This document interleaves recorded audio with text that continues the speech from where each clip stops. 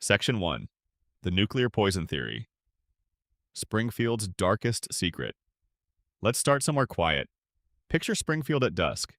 The light is going golden and soft at the very edges of town, filtering down through a sky that carries just the faintest greenish tint, though no one standing on the sidewalk below has ever stopped to wonder about that particular color. It has always been that color. As far as anyone in Springfield can remember, the sky has always had that quality of light. It is simply the way the sky looks here, in the same way that the river has always run that particular shade and the fish have always had the particular number of eyes that they have, and no one asks about any of it because there has never been a moment when it was not the case. The streets are emptying out in the slow, comfortable way that small-town streets empty out at the end of a working day. People heading home, doors swinging open and swinging shut, one after another down one street and then the next. The particular domestic rhythm of evening arriving in a community that has performed this sequence so many times that it has become indistinguishable from instinct. Homer Simpson is driving home from work, one hand on the wheel, the other holding a donut he obtained somewhere along the way, and does not fully remember acquiring. He is whistling something tuneless and content. He turns onto Evergreen Terrace and parks the car with his characteristic total indifference to the concept of parking. The door swings open. He ambles up the walk. The screen door bangs behind him. Marge is somewhere in the kitchen, the particular warm domestic sounds of her presence filling the back of the house. Bart is somewhere in the building doing something that would probably concern a more attentive parent. Lisa's saxophone drifts down from upstairs, that lonesome golden sound traveling through the floorboards like something searching for a place to rest. And Maggie is in her playpen in the living room, watching everything with those extraordinary eyes, patient and quiet, and seemingly perfectly content to observe the world from that particular vantage point. Everything looks perfectly normal. Everything looks exactly the way it has looked for 36 years. And tonight, before you fall asleep, we are going to sit with that image for a while. We are going to be very gentle about it. And then, slowly and carefully, we are going to turn it over and look at what is living underneath it. Because what is underneath it is one of the most elaborate, most carefully supported, most thoroughly evidenced theories in the entire history of analysis about this show. A theory so thoroughly woven into the actual documented facts of The Simpsons that calling it speculation starts to feel slightly dishonest. A theory that does not explain one mystery about Springfield and does not explain two mysteries about Springfield. A theory that, if you follow it far enough, explains all of them. Every last one. The aging, the forgetting, the yellow skin, the indestructible bodies, the fish, the billionaire, all of it. The Springfield nuclear power plant is poisoning the entire town. Not as a background joke, not as an occasional story device. Literally, consistently, systematically, across 36 seasons and nearly 800 episodes of television, the plant owned and operated by Charles Montgomery Burns has been leaking radioactive contamination into the water supply, the soil, the air, and the bodies of every living creature unfortunate enough to call Springfield home. And the evidence for this is not subtle. It is not hidden behind layers of clever dialogue or buried in a single scene that the show treats as throwaway.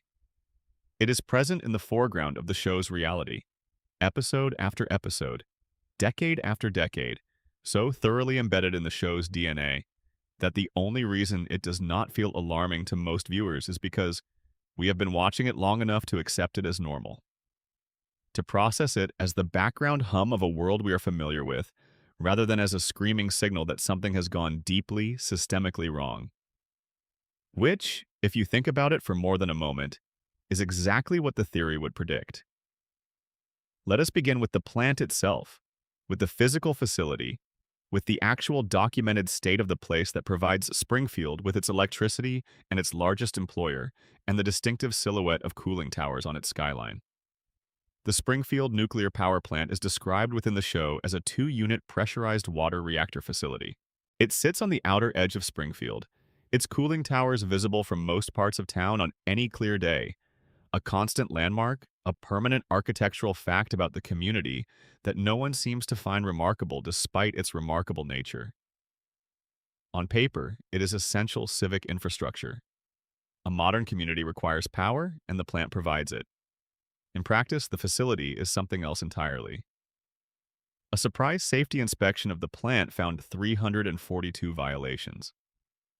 That number deserves a moment of genuine attention, because it is not a joke number, not a number chosen to sound absurd in a cartoon way. It is a specific, documented count of specific failures. 342 instances in which the facility failed to meet the minimum regulatory standards designed to prevent it from poisoning or destroying the community it serves. The estimated cost to bring the plant into compliance with those standards was $56 million. Charles Montgomery Burns refused to spend it. Not because he lacked the funds. Burns is a billionaire many times over. He has more money than Springfield's economy, its government, and most of its institutions combined. The cost of compliance was not a financial obstacle. It was a strategic choice. Spending the money would mean acknowledging that the problems existed, and acknowledging that the problems existed would mean someone might start asking questions about what those problems had already done. To the water, to the air, to the soil, to the three-eyed fish, to the people. So the violations accumulated, and the violations were not administrative oversights, not paperwork failures, not the kind of technical non-compliance that regulatory systems generate around even well-run facilities. These were material, physical, dangerous failures in the actual operation of an active nuclear facility. The inspection found radioactive waste being dumped directly into bodies of water. Not accidentally, not through a leak, but as a matter of operational practice. Radioactive material being deposited onto children's playgrounds. Not as a one-time incident, but as a recurring method of disposal. A piece of plutonium being used as a paperweight on someone's desk, sitting in the open air of an office space where people worked every day. Cooling towers, the structures designed to prevent the reactor from overheating, held together with chewing gum. Not metaphorically, literally, chewing gum. Luminous rats living in the facility's infrastructure, their bodies visibly glowing from accumulated radiation exposure, running through the basement and the walls and the spaces between the functional areas of an active nuclear plant, carrying whatever they had absorbed from the facility's contaminated environment into every corner of the building. And then, most disturbing of all, casually mentioned once and never revisited, human skeletons in the basement. The show mentions this. It shows the bones. It moves on. No explanation is offered for who those people were, how they came to be there, what it says about the operational history of this facility that human remains are simply part of its physical environment. The safety inspector looks at the skeletons and notes them on his checklist or does not note them at all. And the episode continues, and Springfield continues as, and nobody asks the question that the image of bones in a nuclear plant's basement obviously demands. The safety inspector responsible for preventing all of this is Homer Simpson. Homer's qualifications for this role are a matter of documented record within the show. His creator has stated that Homer has an IQ of 55. In the episode where a crayon is discovered, lodged in his brain since childhood, physically occupying space in his frontal lobe and mechanically reducing his cognitive function, a doctor estimates that its removal would raise his IQ significantly, implying that without the crayon he might be of average or above average intelligence. But with it, he is operating at a level that the show itself describes as clinical impairment. Homer sleeps at his workstation. This is not a one-time occurrence. It is a defining habit, so consistent that his coworkers and supervisors have ceased to respond to it as unusual. He eats donuts during meltdown warnings. The alert is sounding, the indicators are telling him that a catastrophic failure may be imminent, and Homer is engaged with a pastry. He once caused a nuclear incident by throwing a donut into the reactor core to test whether the radiation would make it grow larger. Not accidentally, deliberately, as an experiment. This is the man standing between Springfield and radioactive catastrophe. Not temporarily, not during a brief period before a more qualified person takes over. Homer Simpson has been the primary safety barrier at the Springfield nuclear power plant for his entire adult life, which extends across 3 decades of broadcast time and presumably a comparable period within the show's internal timeline. And in all that time, across all those years, across all those episodes, he has never once, not even accidentally, made the plant safer. Here is where the theory acquires what you might call genuine weight. The very first visible mutant in Springfield appears in the second season of the show. A fish. A fish pulled from a river near the power plant. A fish with 3 eyes. Blinky, as the fish came to be named, was not a background gag. The show treated Blinky as a serious plot element, serious enough to become national news within the show's universe. A candidate running for governor against Burns used Blinky as the centerpiece of his campaign against the power plant, holding up the 3-eyed fish as living evidence that Burns was poisoning the environment that Springfield depended on for its food and water. Burns, facing the kind of public scrutiny that his operation genuinely could not survive, was forced to eat Blinky on live television. He sat in front of cameras and consumed a 3-eyed fish to demonstrate that it was harmless, that the mutation was cosmetic or inconsequential, that there was nothing to worry about. The town watched. The town shrugged. Burns moved on. The cameras turned to other stories. No one commissioned a study of the river water. No one tested the other fish. No one mapped the geographic distribution of the mutation to determine how far downstream it had spread, or whether it was present in the drinking water supply, or whether it had been consumed by the people living downstream of the plant before anyone noticed it in the fish. No one asked the question that the 3-eyed fish made unavoidable. If the fish have 3 eyes, what is happening to the people drinking the same water? The show eventually answers this question. It does so slowly, across many seasons, in many episodes, dropping pieces of the answer in scenes where the audience is meant to be laughing rather than taking inventory. But the answer is there. It has been there since the beginning. Look at Homer Simpson. Put aside the cartoon stylization for a moment, and look at him as a physical description of a human being. He has a massive overbite. His eyes protrude from his face in a way that does not correspond to normal human orbital anatomy. He has 4 fingers on each hand. His skull has a shape that does not match any documented human cranial structure. His IQ, as established, qualifies as a clinical cognitive disability. And his body absorbs punishment that would kill a normal human being repeatedly and without apparent permanent damage. He has been shot, electrocuted. He has fallen from heights that should be fatal. He has been struck by vehicles. He has survived explosions. He has recovered from each of these events with a rapidity and a completeness that is not explained by any normal biological mechanism. His healing rate is not human. His pain tolerance is not human. His structural resilience is not human. He has worked in direct proximity to an active nuclear reactor for the entirety of his adult life. Look at Marge Simpson. She shares her husband's bulging eyes. She shares his 4-fingered hands. Her hair grows straight upward in a tower that defies the combined forces of gravity, physics, and every known principle of human hair behavior, maintaining its exact configuration without product or support across 36 years of continuous existence. Marge was employed at the nuclear power plant herself for a period, directly exposed to the same facility, the same violations, the same leaking contamination. Their 3 children were all born after both parents had spent years in Springfield's contaminated environment. Bart and Lisa and Maggie, all born in this town, all raised in this town, all drinking the water and breathing the air and living in the permanent shadow of those cracked cooling towers. All 3 of them carry the same physical characteristics: the hair that maintains impossible shapes without product, the overbites, the protuberant eyes, the 4 fingers, and the yellow skin. That particular shade of yellow that covers every single resident of Springfield and absolutely no one who lives anywhere outside its borders. This is the detail that sharpens the theory into something difficult to dismiss. Because when celebrities visit Springfield in the show, when guest characters arrive from outside the town to appear in an episode, they look different. Not slightly different. Measurably, consistently, fundamentally different. Their proportions are more naturalistic. Their eyes are positioned more normally in their faces. Their features correspond more closely to actual human anatomy. The show draws outsiders with more realistic proportions than it draws Springfield residents. The standard explanation is artistic. That is the show's art style. Of course, the characters have exaggerated features. It is a cartoon. The stylization is consistent.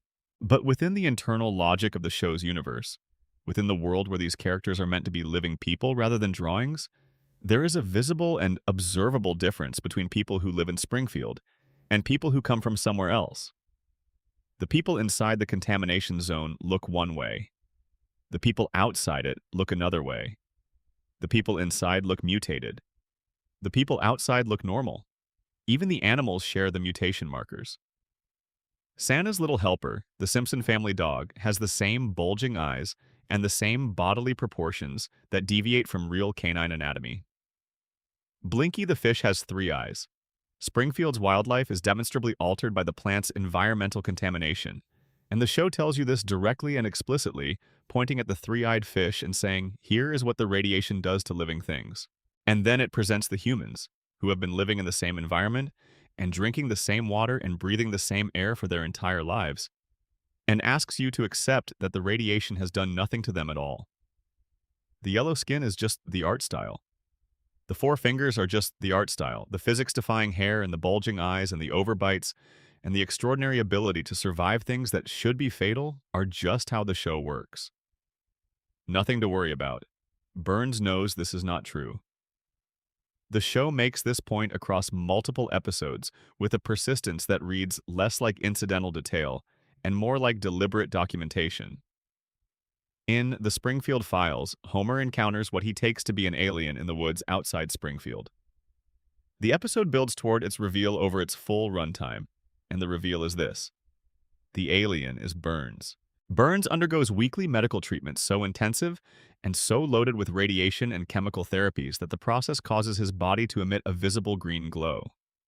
The treatments are required to keep him alive. Without them, he would die within 7 days.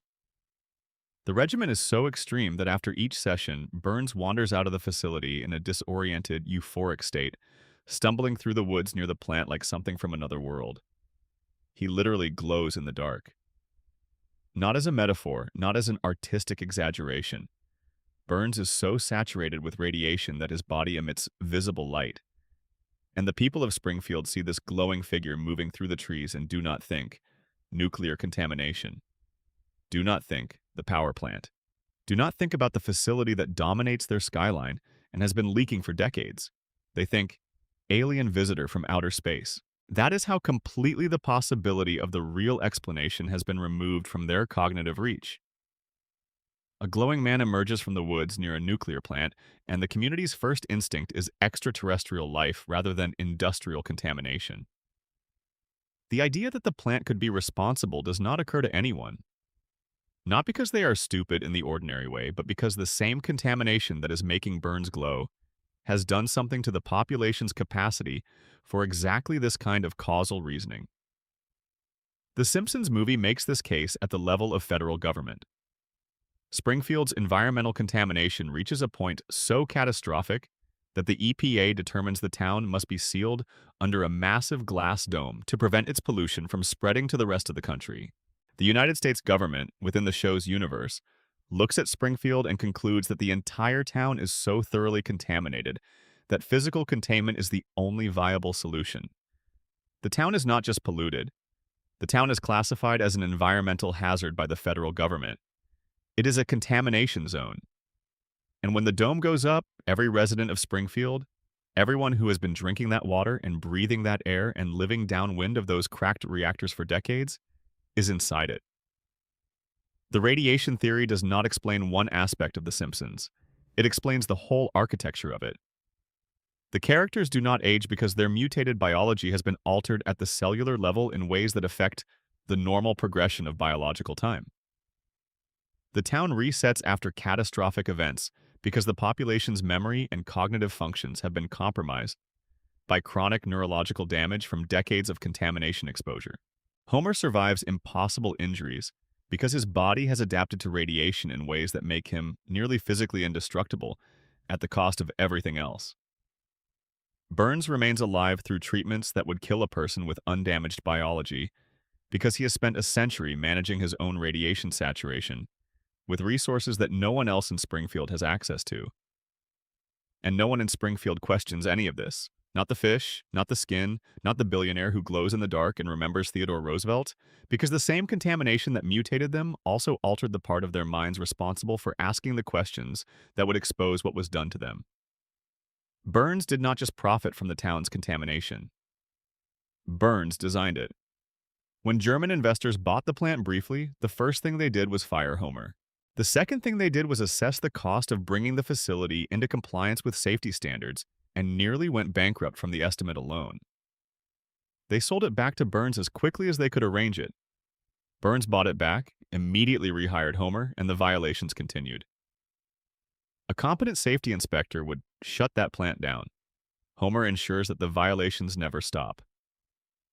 His continued employment is not an oversight or a sentimentality on Burns's part. Homer Simpson is a mechanism. He is the means by which the plant remains exactly as dangerous as it needs to be. The population too compromised to question. The facility too entrenched to challenge. The billionaire too powerful to resist. Springfield is not a quirky cartoon town with eccentric residents. Springfield is a contamination zone. Its residents are not eccentric, they are symptomatic. And every yellow face and every bulging eye and every impossible healing and every forgotten catastrophe and every moment when someone should have looked up at those towers and asked the obvious question and did not. It all runs back to the same cracked reactor, the same leaking pipes, the same invisible contamination working its way through the water and into the people who cannot stop drinking it because it is the only water they have. The plant is not part of the show. The plant is the show. And it will keep being the show for as long as Homer Simpson keeps sleeping through the meltdown warnings and Burns keeps refusing to spend the $56 million and the fish in the river keep growing their extra eyes, which, at the current rate, will be forever. Now settle in a little more comfortably. Drop your shoulders. Let your breathing find its own pace. If you are watching this right now, wherever you are in the world, drop a comment telling us what time it is there and what city or town you are in. It is always genuinely wonderful to see where in the world people are falling asleep to Springfield tonight. And if you have not subscribed yet, now would be a lovely moment to do that, because there is a great deal more Springfield ahead of us, and you will want to be here for all of it. Section 2. Homer's Coma. The dream that never ended. Picture a hospital room. Make it very quiet in your mind. Not silent. Hospitals are never fully silent. There is always the soft electronic pulse of a monitor, the distant shuffle of footsteps in a corridor, the subdued conversation of people doing their work. But quiet in the particular way that certain rooms become quiet when someone inside them has crossed a threshold. When the ordinary sounds of a life have paused. The room is somewhere in Springfield General Hospital. The walls are the color that institutional walls settle into over time. A shade that was never quite chosen so much as it was allowed to happen. There is a window. The curtain is thin and moves slightly with the ventilated air. There is a bed. And in the bed, there is a man who is not moving, whose chest rises and falls with the particular mechanical patience of a body that continues its automatic functions without the active participation of the consciousness that normally runs it. The monitors beside the bed are steady. The readings are stable, in the particular grim way that readings can be stable while not indicating anything promising. The room smells like every hospital room smells, that particular combination of antiseptic and recycled air and the faint undercurrent of something organic that no amount of cleaning quite removes. The man in the bed is Homer Simpson. And according to one of the most internally consistent, most emotionally resonant, and most structurally elegant fan theories in the history of television analysis, Homer Simpson has been in this bed since April of 1993. He is still here. He has been here for over 30 years. And every episode of The Simpsons that has aired since that date, every adventure and every guest appearance and every impossible plot and every reset, every moment that made you laugh or made you feel something unexpected about a cartoon family has been a dream generated by the deteriorating mind of a man who went unconscious one April afternoon and has not yet come back. This is the Homer coma theory, and we are going to walk through it very gently from the beginning. On April 1st, 1993, the 18th episode of the show's 4th season aired. It was called So It's Come to This, a Simpsons clip show. Its premise was simple in the way the Simpsons premises are often simple at their surface. Bart plays a series of escalating April Fool's pranks on Homer. Each is worse than the last. The escalation reaches its peak when Bart takes one of Homer's cans of beer to an auto body shop and places it inside an industrial paint shaker. When Homer opens the can, the explosion is severe enough to send him to the hospital. Homer is injured. He is in a genuine hospital bed receiving genuine medical treatment for genuine physical damage. He is lying there in a hospital gown, looking at the ceiling, when he notices a vending machine across the room. He wants a candy bar. He reaches for it.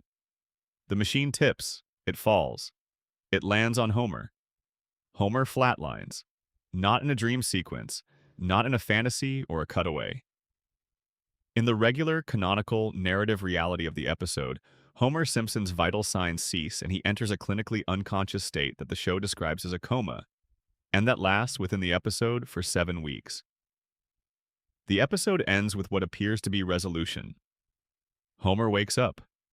Bart, sitting at his bedside, confesses his role in the escalating chain of events.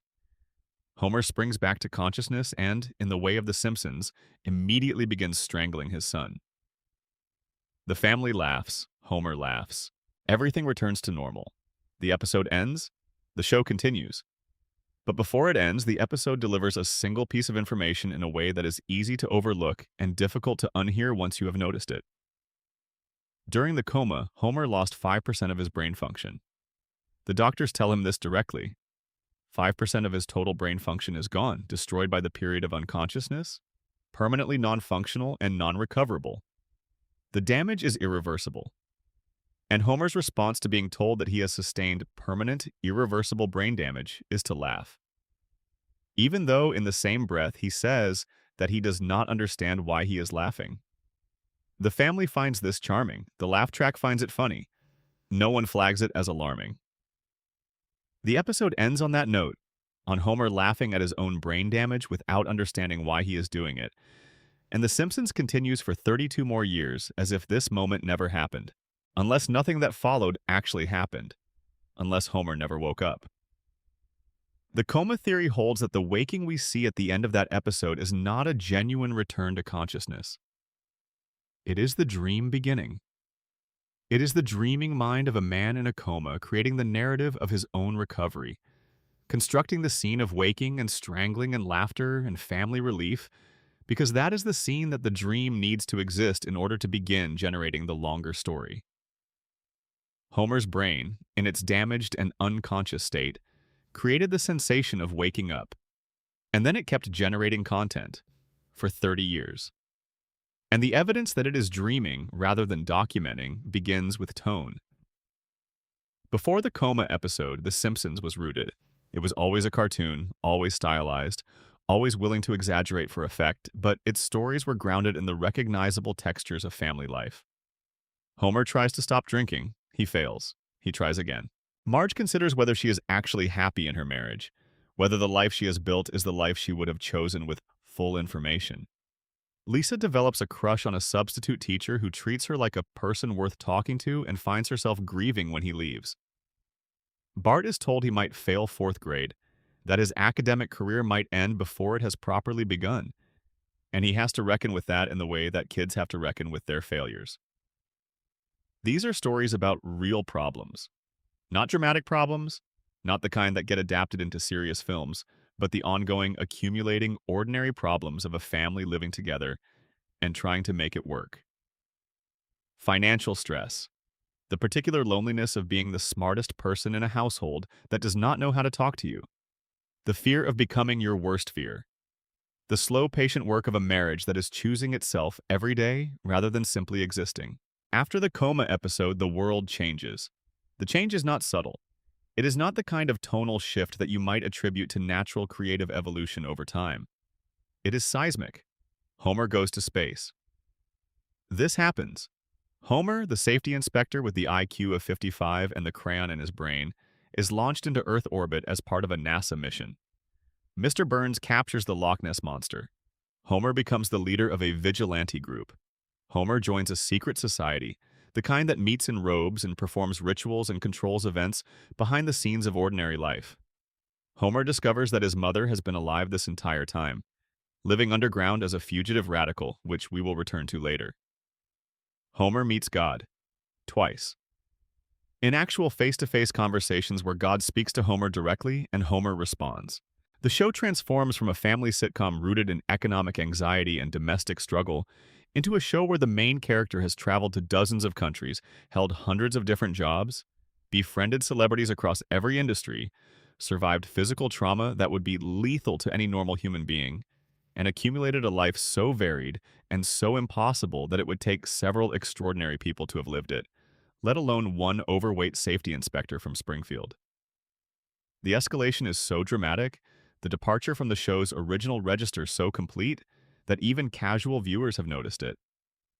The internet has been arguing about when The Simpsons changed for 20 years. The coma theory offers a precise answer. The Simpsons did not change. Homer's brain did.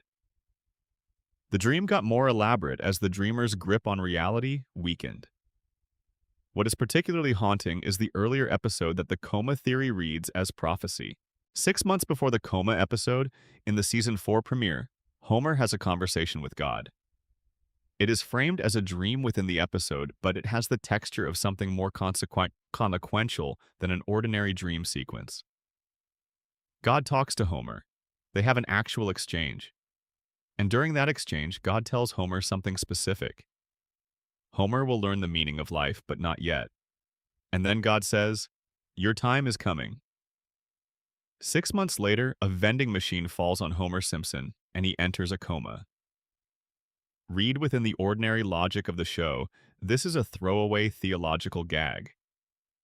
Homer meets God. God says something cryptic and slightly ominous. The episode moves on. But the coma theory transforms it into a countdown. God was not making a general statement about Homer's spiritual journey. God was identifying a precise moment. The time that was coming was the coma. The meaning of life that Homer would learn was the meaning of a life dreamed rather than lived. The divine visit was a warning that arrived exactly 6 months before it resolved. Now, the aging problem. Nobody in Springfield ages. This is the single most obvious, most impossible to explain away fact about the show's internal reality. Bart has been 10 years old for 36 years. Lisa has been 8. Maggie has been 1. Homer and Marge have not gained a wrinkle, a gray hair, any of the visible markers by which time ordinarily announces its passage. Every theory about Springfield has to account for this. The radiation theory proposes mutated biology that has altered the aging process at the cellular level. The cartoon logic explanation proposes that animated shows do not age their characters, which is true but addresses the production reality rather than the internal logic of the show's world. The coma theory's answer is the simplest and the most emotionally complete. Nobody ages because they exist inside the mind of a man who went to sleep in April of 1993 and has not woken up since. Homer's unconscious brain cannot age his children because he was not present to watch them age. His dreaming mind has no reference material for what Bart would look like at 15 or 20 or 30. His last clear memory of Bart is of a 10-year-old boy. So, Bart is 10. His last clear memory of Lisa is of an 8-year-old who played her saxophone and fought for things that mattered to her. So, Lisa is 8. His last image of Marge is of a woman who looks exactly as she looks in every episode that has aired since the vending machine fell. So, Marge looks exactly that way, forever, because the dream only has access to what Homer knew when he was conscious. His wife does not age because he cannot imagine her older. His children do not grow up because he cannot conceive of them grown. His friends do not change because his memory of them is frozen at the moment the vending machine fell. And the dream, however elaborate and however sustained, can only work with the material it was given before the lights went out. The dream preserves his world exactly as it existed on the day he lost it. Because that is what unconscious minds do when they generate sustained narrative experience. They work from what they have. They reconstruct the familiar. They return, over and over, to the faces and places and relationships that mattered most, building them again from memory in the only medium available. The celebrity appearances in later seasons make a particular kind of sense here. Homer's comatose body is lying in a hospital room. The room has a television. It has sounds from the hallway. It has a radio at the nursing station. The world outside continues to generate information, and some of that information bleeds through, absorbed by the dreaming brain as ambient stimulus. Names are heard. Voices are recognized even without understanding. Cultural references penetrate the fog of unconsciousness and get incorporated into the dream. Every celebrity who appears in Springfield in the later seasons is a voice Homer heard through the static of his unconscious state, translated by a dreaming brain that is doing everything it can to keep the simulation populated and real. They are not famous people visiting a cartoon town. They are intrusions from the waking world, incorporated into the dream because the dream needed new material and the hospital room was providing it. The show acknowledged the theory in one of its characteristically sideways ways. In a later season, the writers created and released what was framed as a deliberately leaked deleted scene in which Homer wakes from a long coma, and the revelation is that everything strange and impossible that has happened since season 4 was simply a dream. The scene was animated, it was given to audiences, and then it was immediately walked back. The writers said it was a hoax, a piece of deliberate misdirection planted by hackers, not a real scene at all. But they made it. They animated a scene in which Homer wakes from a coma that explains the entire show. They showed it to the audience. And then they said that is not real. Executive producer Al Jean addressed the theory directly in 2015 and dismissed it as speculation. Homer is not in a coma, he said. The show is not a dream. He said this clearly and moved on. He did not explain why no one ages. He did not explain the tonal shift between seasons 4 and 5. He did not explain why God told Homer his time was coming exactly 6 months before the coma episode. He did not explain why the plots have become progressively more surreal and detached from ordinary reality with each passing season, exactly as you would expect from a dream being generated by a brain that is slowly losing function. He said it was not true and he did not address the evidence, and the fans did not stop wondering. They never stopped wondering because the theory does something the official position has never managed to do. It makes the entire show coherent. All of it? The aging freeze, the tonal rupture, the celebrity flood, the escalating impossibility, the reset between episodes, Homer's physical indestructibility, his inability to die no matter what happens to him because his body is not in Springfield. His body is in a hospital bed where it will continue to function as long as the machines maintain it. Only his mind is in Springfield, and his mind is the one writing the story, and the story will not kill its author. And here is the thing that stays with you afterward. The detail that makes the coma theory not just analytically interesting, but genuinely moving. If Homer is dreaming, then the dream is not random. It is not the chaos of an unconscious mind generating meaningless imagery. It is organized around a single central wish, the simplest and most complete wish a person can have. He wants his family. That is the whole of it. He does not want adventure, though the dream gives him adventure.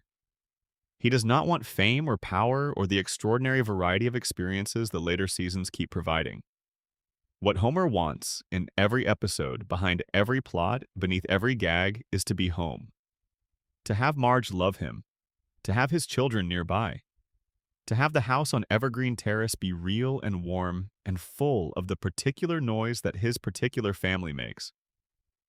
And in the coma, he has all of it. The dream gives him exactly what he needs. His family preserved exactly as they were. His children never growing up and leaving. His wife never changing. His house always there at the end of every episode. The same couch, the same television, the same warm, impossible domesticity that the show has been protecting for 36 years. Homer's coma is not a nightmare. It is the only heaven this particular man would ever ask for. A house where the kids are always young, a refrigerator that is always stocked, a Sunday night that never ends. And every episode, every impossible adventure, every reset, every moment when the credits roll and everyone is fine and nothing has changed, is Homer's brain refusing to let go. Because letting go would mean something worse than the dream. It would mean finding out what is waiting on the other side of it. How old his children actually are. Whether Marge is still there. Whether anyone is still sitting beside him. The coma theory does not ruin The Simpsons. It transforms it. It takes 36 seasons of comedy and finds the love story running underneath it. A father dreaming his family back into being, episode by episode for as long as it takes, for as long as is needed, for as long as there is still something worth dreaming about. And there is. There always is, because in the dream, everyone is home. Section 3: Who really shot Mr. Burns? Now, the summer of 1995. It is hot, it is humid, school is out. America is in between things, suspended in that particular mid-90s cultural amber. A country between moments, not quite sure what it was becoming. And on a Thursday night, in living rooms across the country, an animated show about a yellow family in a fictional town asked America to play detective. The Simpsons had never done anything like this before. No animated show had. A genuine whodunit cliffhanger, a mystery designed so meticulously that the show's creators invited the entire viewing public to participate in solving it. A national contest, with a winner to be animated into a future episode. Fox promoted it as a cultural event.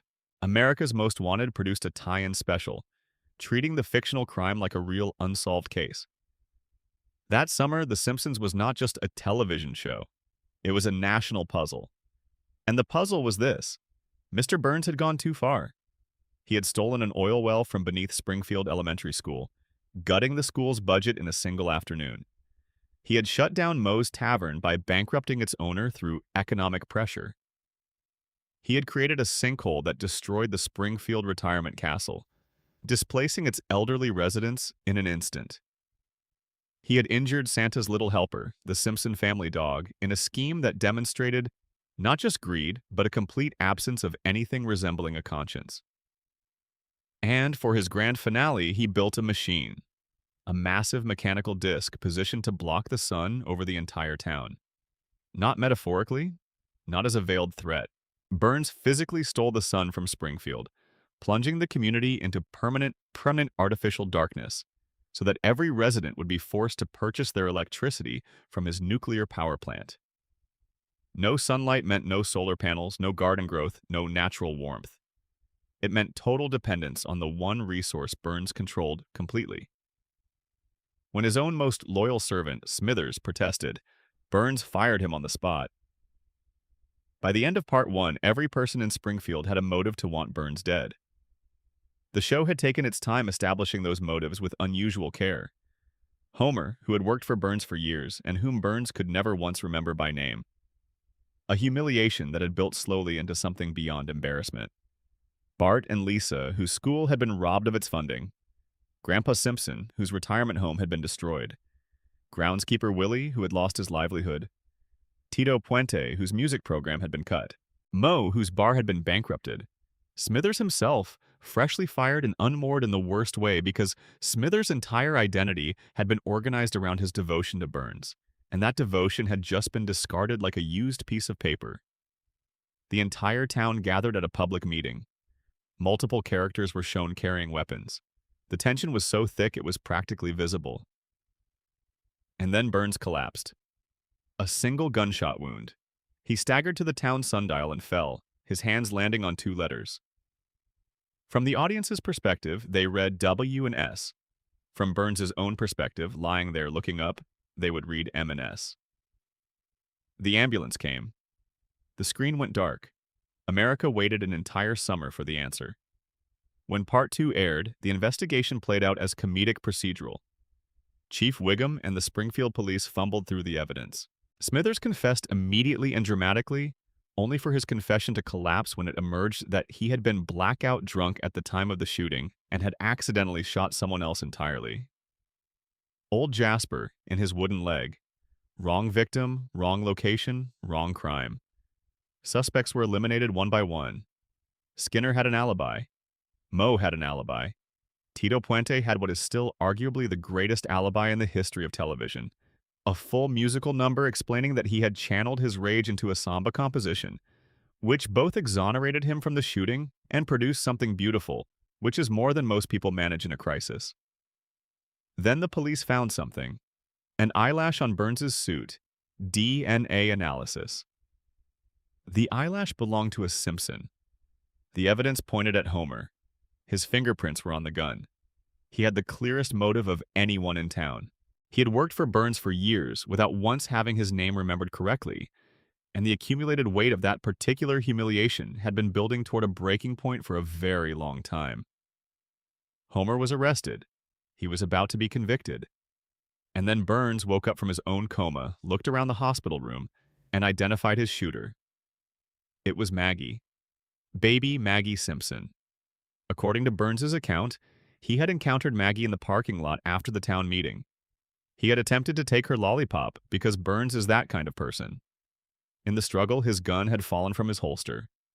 Maggie had picked it up, the gun had discharged, Burns had been shot, and the mystery was solved, except the case was never actually closed, not in the way that a properly solved mystery is closed, with every loose thread tied and every piece of evidence accounted for. The official answer was Maggie Simpson. The show committed to it. The writers stand behind it. But the evidence, when you look at it clearly, does not fully support the verdict. Let's start with the contest itself. Fox had invited viewers across America to submit their guesses for who shot Burns. The prize was to be animated into a future episode.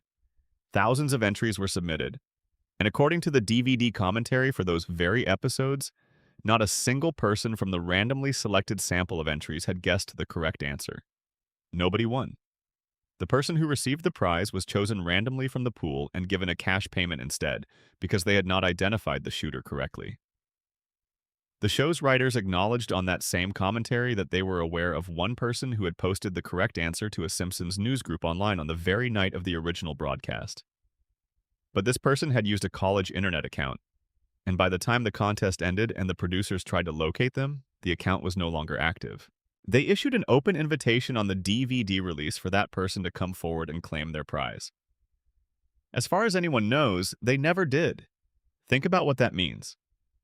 The show's creators designed a mystery, told the public it was solvable from the clues in Part 1, built a national contest around it, and when the answer was revealed, essentially nobody had figured it out.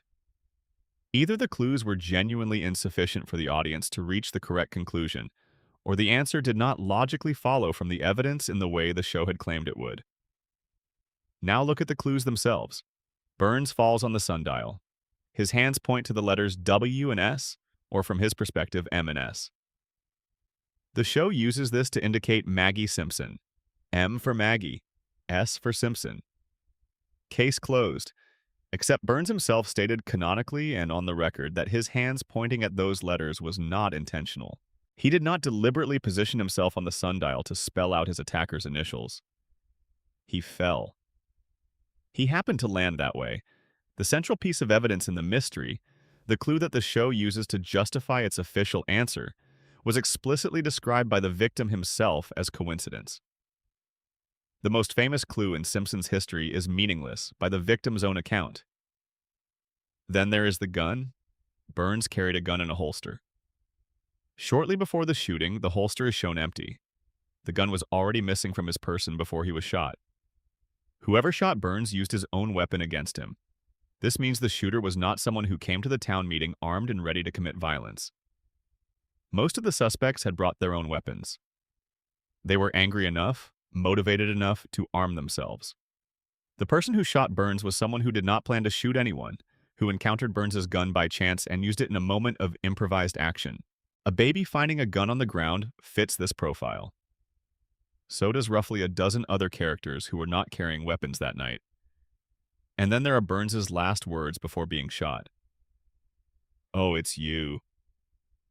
He recognized his attacker. He was not surprised. He was not frightened. He said it the way you say it when you see someone you know, someone you have encountered before, someone whose presence is expected, if not particularly welcome. Does Burns recognize Maggie Simpson? The show establishes no prior meaningful relationship between them. Burns barely recognizes Homer, and Homer has worked for him for years. The idea that Burns would see a baby in a parking lot and calmly say, "Oh, it's you," as if greeting a familiar acquaintance, does not track with a man who cannot remember his own employee's name. But it tracks perfectly with someone Burns knows well. Someone like Smithers. Someone like Homer. Someone like Marge. One of the most compelling alternative theories to emerge from years of fan analysis centers on Marge as the real shooter. The case is surprisingly strong. Marge Simpson watched Burns systematically dismantle everything that mattered to her family. He robbed her children's school. He injured her family's dog. He stole the sun from her town. He took from her community in the most literal way imaginable, and she is, beneath the patient, soft-spoken, long-suffering exterior, a woman of considerable conviction when something she loves is threatened. The theorist's argument goes further. In an earlier episode, Burns fell briefly infatuated with Marge. He pursued her in the particular tone-deaf way that tremendously wealthy men sometimes pursue people who have not asked to be pursued. And if Burns retained any remnant of that infatuation, if he still thought of Marge with anything other than indifference, then oh, it's you lands differently. It lands like the words of a man who sees someone he once cared for, and who makes in that final conscious moment before the gun, goes off a decision not to name her. He woke up from his coma. He looked around the hospital room, and rather than send the police after the woman whose family he had spent years grinding beneath his heel, he pointed at the sundial and let the town draw its own conclusion. Maggie was not the shooter. Maggie was the most convenient possible answer. Because Chief Wiggum said it himself, no jury in the world would convict a baby, not even in Texas, though he acknowledged Texas was willing to try things other places were not. If someone in a position of power in Springfield wanted to protect the real shooter, Maggie Simpson was the perfect solution. An infant too young to deny the accusation, too young to understand what she was being accused of, too young to ever face consequences for it, regardless of what the evidence showed. The show knows this reading exists. It knows it because it created it deliberately. The final shot of Part 2 places Maggie alone in the room after everyone else has left. She looks around carefully, making sure she is unobserved, and then she moves her pacifier in a motion that mimics pulling a trigger. The show wants you to read this as confirmation. Maggie did it and she knows what she did. But the same shot can be read an entirely different way. A baby who witnessed something violent, sitting alone in a room, repeating the motion she saw performed. Not confessing, remembering, imitating the way babies imitate things they observe, the way they have always imitated things, with no understanding of consequence and no awareness that repetition might be taken for admission. Maggie is not confessing in that shot. Maggie is replaying what she saw. The alternate endings prove that even the writers were not fully committed to the answer they eventually gave. A complete alternate conclusion was animated in which Smithers is revealed as the true shooter. Fully voiced, fully produced, complete in every detail. This ending was shown in a clip show episode hosted by Troy McClure, who dismisses it by explaining that all the Simpson DNA evidence would have to be ignored, which would be downright nutty. He then compares this to the O.J. Simpson trial, in which a jury did exactly that. The show is winking at the audience in both directions simultaneously. It is telling you that ignoring DNA evidence happens in the real world. It is telling you that the official answer is not necessarily the correct one. It is telling you that evidence can be pointed in any direction that the people who control the investigation want it to point. Early drafts of the script had Barney Gumble as the shooter.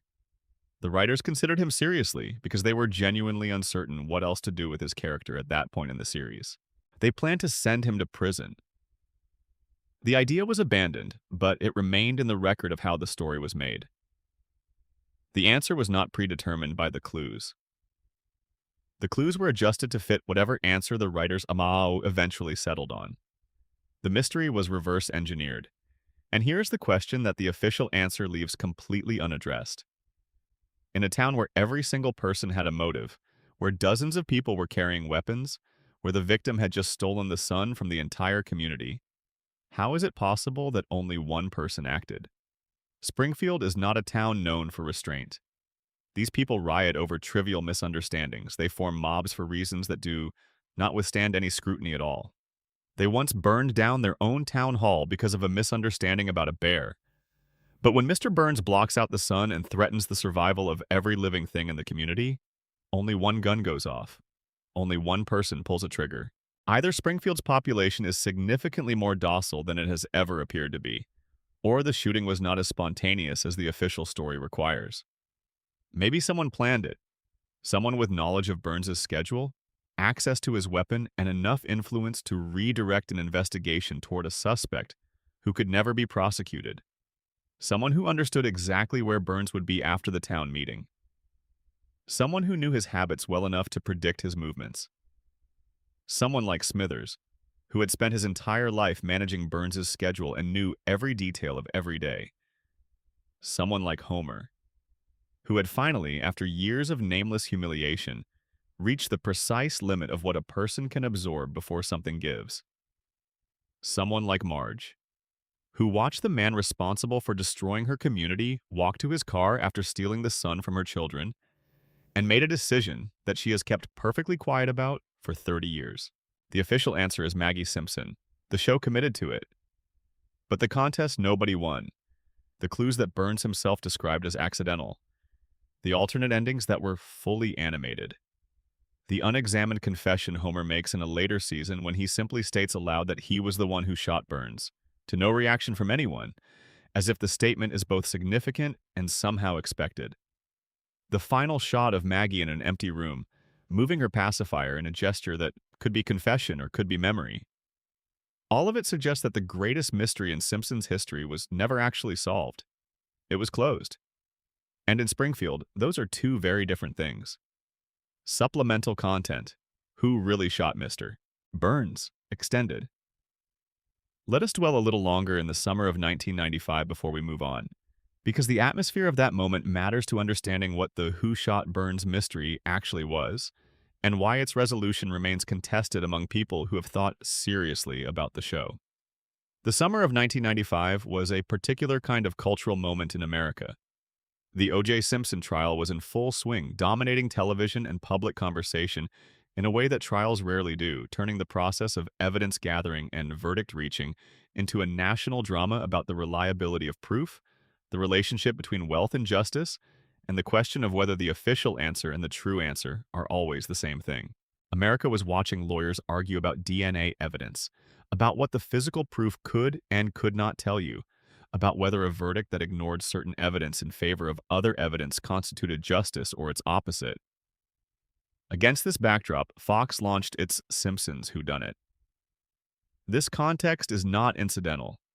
When the show eventually aired the clip special in which Troy McClure dismisses the Smithers alternate ending by saying that accepting it would require ignoring the DNA evidence, which would be downright nutty, the joke is doing two things simultaneously. It is being funny about the Simpsons mystery, and it is being pointed about the O.J. trial, which was in the middle of its most contentious months at exactly the time this content aired.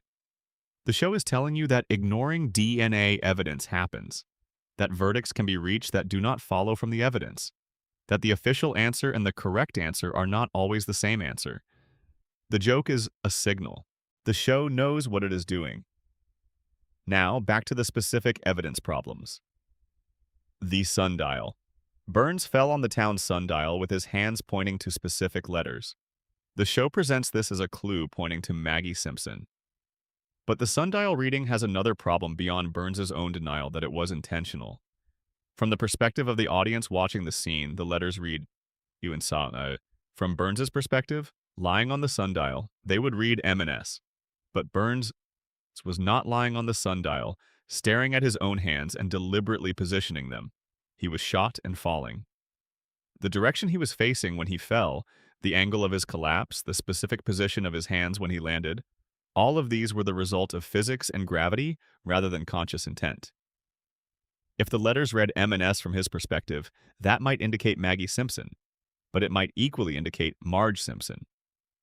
Mo Shislak, who owns Moe's Tavern. Or it might indicate nothing at all, as Burns himself testified, because he fell and his hands landed where they landed. The show has always wanted you to read MS as Maggie Simpson. It has never acknowledged that the same letters in the same position point with equal validity toward the other Simpson whose name starts with M.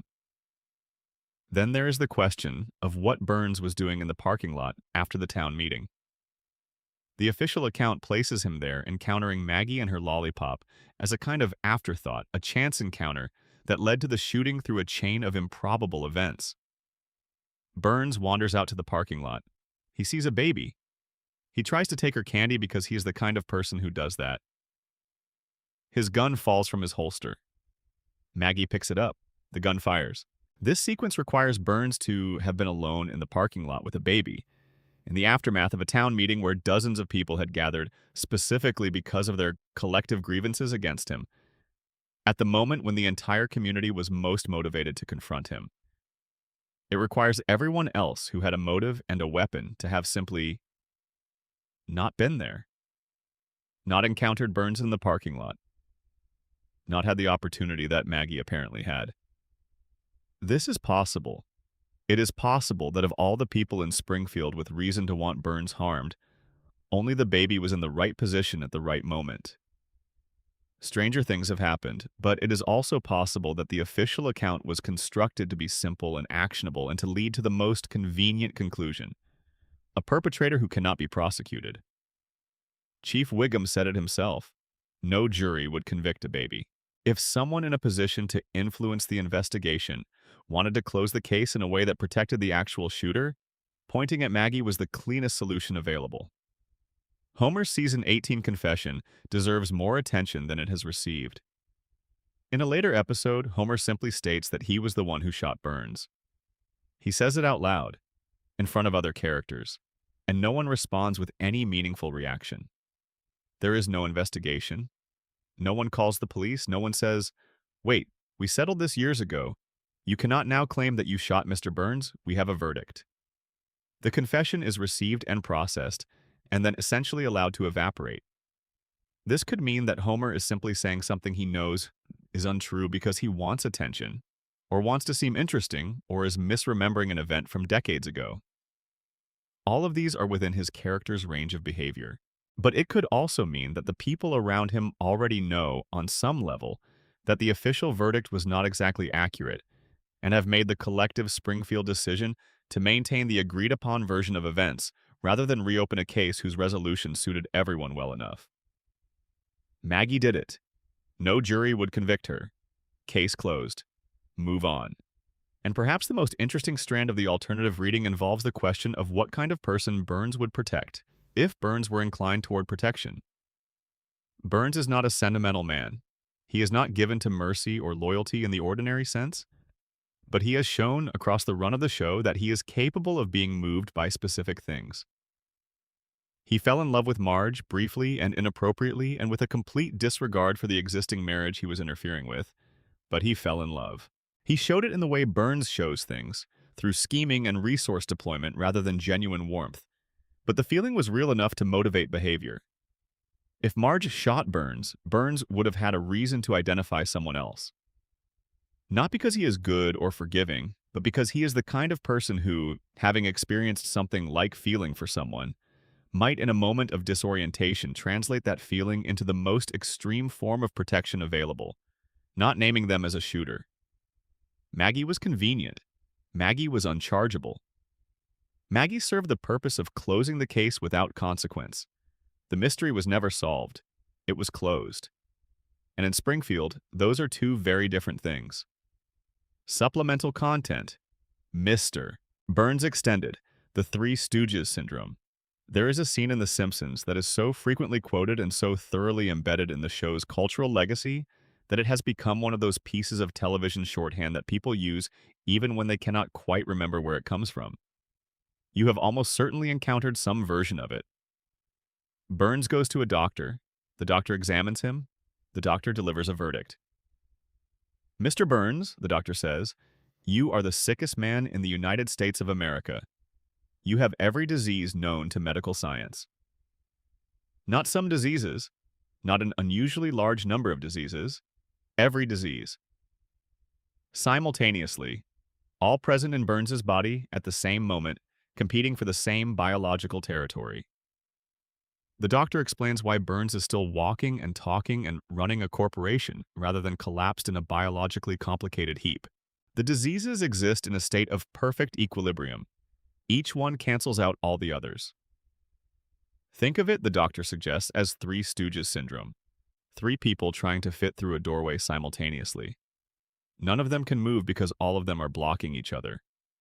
Burns's diseases are all trying to kill him at once, and because they are all equally represented, none of them can gain the dominance required to actually succeed. The doctor concludes that Burns is the sickest man in America and also, paradoxically, in perfect health, or at least in perfect functional stasis, because the biological gridlock is complete enough to prevent any single condition from progressing. This is one of the show's most beloved scenes. It is played entirely for comedy. The diagnosis is absurd, the explanation is absurd, and Burns's reaction, which is essentially mild satisfaction at having achieved this particular distinction, is absurdly in character. But underneath the comedy, if you accept the radiation framework, this diagnosis makes a very specific kind of sense. Burns does not maintain his disease equilibrium through any natural biological process. His body, left to its own devices without the weekly radiation treatments, would not sustain this careful balance. The treatments are doing it. They are not curing his diseases, they are managing them, holding each one in a state of controlled stasis relative to all the others, using the radiation therapy as a kind of biological conductor that keeps every competing illness at the same temperature simultaneously. The radiation is not the treatment for the diseases. The radiation is the condition that creates the equilibrium. Burns's body has been so thoroughly saturated with nuclear material over his century of existence that it has reorganized itself around that saturation. His diseases are not suppressed by health or cured by medicine. They are suspended in balance by the ongoing presence of the radiation that has been his primary biological environment for as long as he can remember. Remove the radiation and the balance collapses.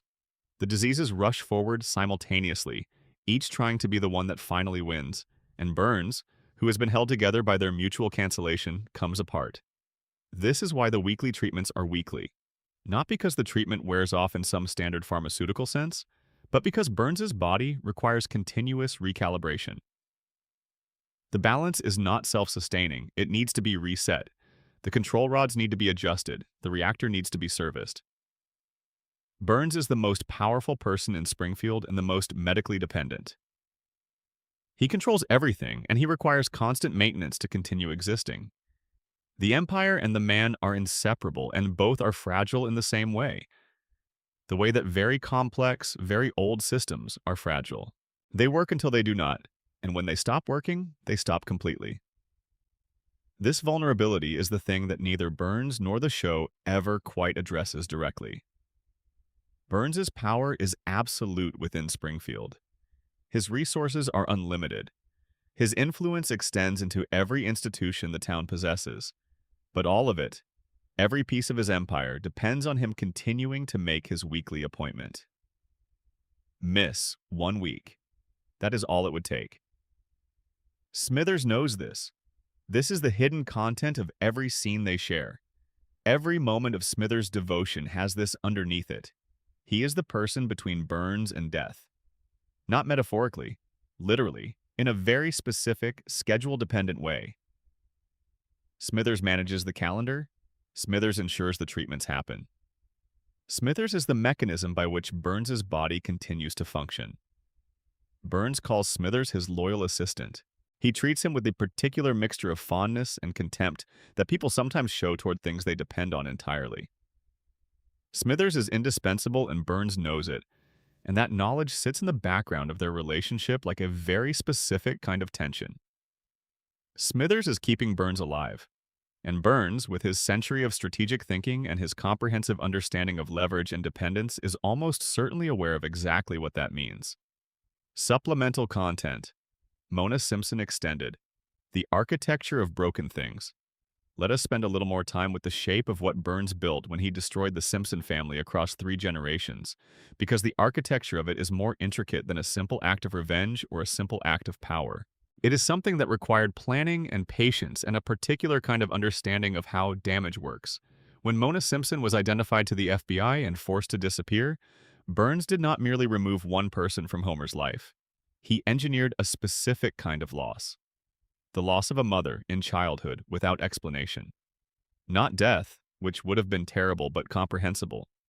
Not abandonment in the conventional sense, which might have been painful but would at least have been a fact Homer could organize his feelings around. Instead, Homer received the story of death, the grave, the headstone that belonged to someone else, the finality of a marker in the ground. He was told that his mother was dead, and he was not given any reason to question this because there was no reason available to him. He was a child. He accepted the story because the story was all he had. And the thing about being given that particular story in that particular way, about believing that your mother is dead when she is alive, is that it does not allow for any of the emotional processing that genuine grief eventually enables. Genuine grief has a trajectory. It moves through its stages with a slowness that is painful but purposeful, eventually arriving somewhere that is not where you started, but is at least a place you can live. The grief of believing your mother dead when she is not, of organizing your entire psychology around a loss that is secretly a deception, does not complete that process. It cannot. Because somewhere in the background, beneath the conscious processing, something knows the story is wrong, something keeps looking, something keeps not quite believing, something stays open in a way that ordinary grief would have closed. This is what Burns created in Homer. An open wound that could not heal because it was not actually what it appeared to be. An absence that felt like death, but was actually something else. Something that kept the wound from closing, kept the need alive, kept Homer reaching for something that he could not identify or name.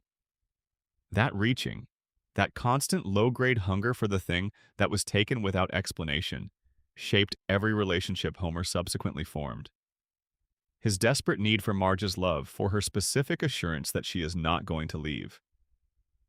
His need for his father's approval, which he never fully received and never stopped wanting. His need to be liked by his employer, the person who controls whether he keeps the job that keeps his family together, which means Burns, which means the man who took his mother, which means Homer has spent his adult life seeking the approval of the person who engineered his brokenness. This is not accidental. This is the conspiracy in its full form. Burns did not just destroy Mona's freedom. Burns created a Homer Simpson who would be constitutionally incapable of challenging Burns, who would be so desperate for the security of employment, so terrified of the abandonment that losing the job would represent, that no amount of humiliation or danger or violation would be sufficient to make him walk away. Homer works at the nuclear power plant because he needs to. Not in the financial sense, though the financial need is real. In the psychological sense. He needs the job the way you need the thing that feels like home, even when it is hurting you, because the alternative, the loss, feels worse than the pain of staying. Burns designed a perfect employee. He did it when Homer was 6 years old and did not know it was happening. 3 generations. Abe, who made the deal and kept the secret and showed his son a poet's headstone and called it his mother's. Mona, who fought and paid the price and kissed a sleeping boy goodbye and disappeared into an underground life that was smaller in every way than the one she had been taken from. Homer, who grew up in the gap between these things without the language to describe it, becoming the person that the gap made him into. And Burns at the center of all of it, alive past all reasonable expectation, running his plant, remembering the Spanish-American War, glowing faintly in the dark on the nights when his weekly treatment has just been administered. The Simpsons is a comedy about a family. It is also a multi-generational account of what happens when power goes unchecked in a community that has no means of challenging it. Mona had the means and lost everything. Abe chose survival over resistance. Homer inherited the consequences without the context. Lisa is watching all of this. Lisa has always been watching.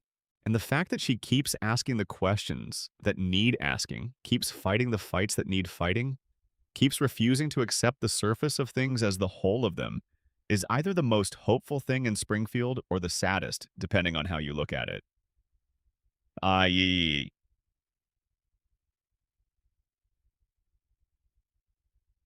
Supplemental content. The floating timeline extended. What we cannot let go. The floating timeline has a consequence that the show has almost never addressed directly, but that gets closer to the surface in certain episodes than in others. The consequence is this.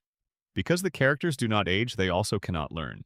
Not in the deepest sense, not in the way that people learn when time passes and things happen to them, and they are different afterward than they were before. Homer makes the same mistakes in season 28 that he made in season 3. Not similar mistakes. The same ones, in some cases almost precisely. He forgets Marge's birthday. He makes an impulsive decision based on wanting something without thinking about the consequences. He prioritizes a minor personal desire over a major family obligation, and then has to spend the episode recovering the damage. These episodes are funny because repetition is a structure of comedy. The joke builds on the expectation established by its predecessors.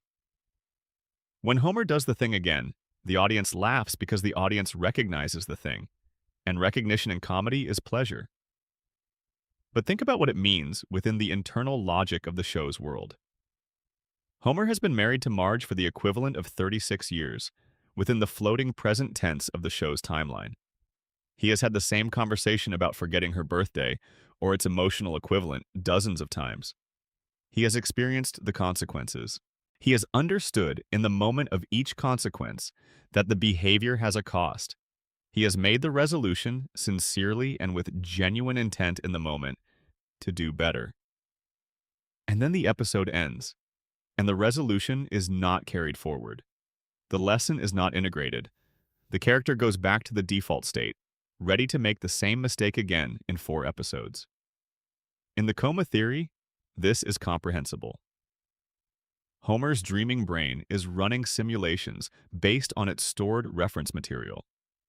It does not update its model of Homer in permanent ways because permanent updates would require the kind of integrated learning that comes from real experience across real time. The dream can show Homer learning within an episode.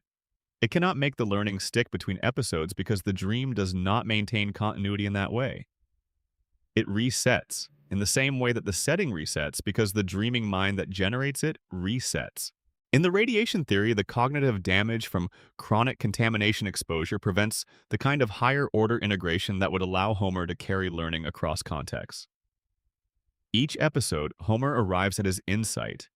The insight is real within that episode's context, but the mechanism that would transfer it into changed behavior is damaged. The lessons evaporate with the episode because the brain holding them cannot hold them for long. In the collective denial theory, the entire town participates in a social contract that includes the reset. Not just for catastrophic events, but for everything. Relationships reset. Conflicts resolve and then reconfigure in the same shape. The same dynamics play out in the same ways because the community has agreed, at some unspoken level, to maintain the existing relationships and configurations, rather than allow them to evolve in the ways that real relationships evolve when real time passes. This is the loop at its most intimate level, not the plot loop, the reset between episodes that returns the town to its default state after a disaster. The character loop. The perpetual recycling of the same emotional dynamics, the same mistakes, the same resolutions that do not quite hold, the same return to the starting point. The show can imagine what its characters would look like if this loop were broken. Lisa's wedding showed us that. A future where Lisa has grown, where she is someone the show could have made her, intelligent and searching and slightly lonely in the particular way of people who spend their whole lives looking for the thing that would make them feel understood. The episode was beautiful. The audience loved it. And the show immediately folded the future away and returned Lisa to being 8. Because the loop holds. Not because the writers are lazy or unimaginative, because the audience needs the loop. Because the audience is part of the loop. Because every person watching is, in some sense, using Springfield to stay somewhere. The Simpsons has been the place that certain things stay young. The place where a particular version of family life, noisy and chaotic and affectionate and ongoing, is preserved against the entropy that claims everything else. The place where the couch is always available and the family is always gathering around the television and the Sunday evening is always happening in its specific warm way. We built that place. We maintain it. Every time we watch, every time we return to Springfield, we are doing the maintenance. We are confirming that the loop still runs, that the family is still there, that the house on Evergreen Terrace is still standing. The loop is not their trap, it is ours. And most nights, in the quiet time before sleep, when the world has gone soft and the day is finally behind you, and you just need somewhere to be for a while that is not here and not now, and not the complicated present tense of your own life, it is exactly the right trap to be in. Section 4. Mr. Burns and the Architecture of Immortality. There is a question that the show has been circling for 36 years without ever quite landing on. A question so fundamental to the architecture of Springfield that answering it, honestly, would require the show to acknowledge something it has always been content to leave in the peripheral vision of the audience rather than the direct line of sight. How is Charles Montgomery Burns still alive? This is not a rhetorical question. It is not a gentle way of asking how the writers have sustained a character across 36 seasons of television. Within the established internal logic of The Simpsons, within the rules that the show itself has laid down across hundreds of episodes and dozens of explicit statements about Burns's history and health and age, the continued existence of this man is a genuine biological impossibility that the show has not only failed to explain, but has in fact made progressively more implausible with each passing season. Begin with the age question. Burns's precise birth year shifts depending on the episode, as most things in Springfield do, but every version of the timeline places him somewhere in the late 1800s. He has referenced personal memories of events that occurred before the turn of the 20th century. He has described working relationships with historical figures who have been dead for generations. He has mentioned attending Yale in an era that, depending on the specific story, places his matriculation somewhere in the very early 1900s. He served in some capacity during the Second World War in a role the show describes as morally complicated at best, and he has told stories about Howard Hughes that suggest personal acquaintance. By the most conservative reading of the available evidence, Burns is well over 100 years old. By the most liberal reading of the show's various contradictory details, he might be 140. And he does not merely persist. He functions. He runs a multi-billion-dollar corporation with day-to-day operational involvement. He manipulates municipal politics. He orchestrates schemes of genuine complexity, requiring sustained cognitive effort, long-term strategic planning, and a working understanding of modern technology, modern finance, and modern law. His physical body is frail, almost comically so, his handshake described as feeling like holding a bundle of dry twigs. But his mind remains sharp, calculating, and in its own particular way, brilliant. Burns is arguably the most intelligent character in Springfield, operating with a strategic ruthlessness that no one else in town can approach. And he has been doing this for longer than any human being should be capable of sustaining consciousness, let alone competence. The show addresses the mechanism of his survival directly in the episode we discussed earlier, The Springfield Files. Burns undergoes weekly medical treatments, the regimen so intensive that it causes his body to emit a visible green glow. The treatments keep him alive for exactly 7 more days. Without them, he dies. The margin for error is precisely 0. His life is maintained the way a machine is maintained through scheduled servicing. And the treatment involves radiation. Of course it involves radiation. The man who owns a nuclear power plant, whose facility has been leaking radioactive material into Springfield's water supply for decades, is personally dependent on uncontrolled radiation exposure to sustain his own biological processes. Burns is not merely profiting from radiation. Burns is powered by it. His body has been so fundamentally altered by a century of proximity to nuclear material that it can no longer maintain itself through normal cellular function. He requires external radiation input, the way a normal human being requires food. Remove it, and his system collapses within a week. This explains something the show has depicted many times but never directly addressed. Burns's immune system, or rather, Burns's relationship with disease. In one of the most famous scenes in the entire series, Burns visits a doctor who informs him with increasing medical disbelief that he appears to have every disease known to medical science. Not one disease, not a handful of conditions that might plausibly coexist. Every disease, simultaneously, present in his body at the same moment, occupying the same biological space, competing for the same resources. The doctor's explanation for why Burns is still standing is as darkly funny as it is medically surreal. The diseases, he explains, are all present in such equal measure that they create a state of perfect equilibrium. Each illness cancels out the others. 3 stooges syndrome, the doctor calls it, comparing the situation to 3 people trying to fit through a doorway simultaneously. None of them can get through. Burns's diseases are all trying to kill him at once, and because they are all trying at once, none of them succeeds. The doctor concludes that Burns is the sickest man in the United States, and simultaneously the most functionally indestructible, because everything that should kill him is being held in check by everything else that should kill him. Played for laughs. One of the show's most beloved scenes. But if you accept the radiation framework, it acquires a different kind of logic. Burns's body is not maintaining this disease equilibrium through any natural biological process. The weekly radiation treatments are doing it. They do not cure his diseases, they manage them.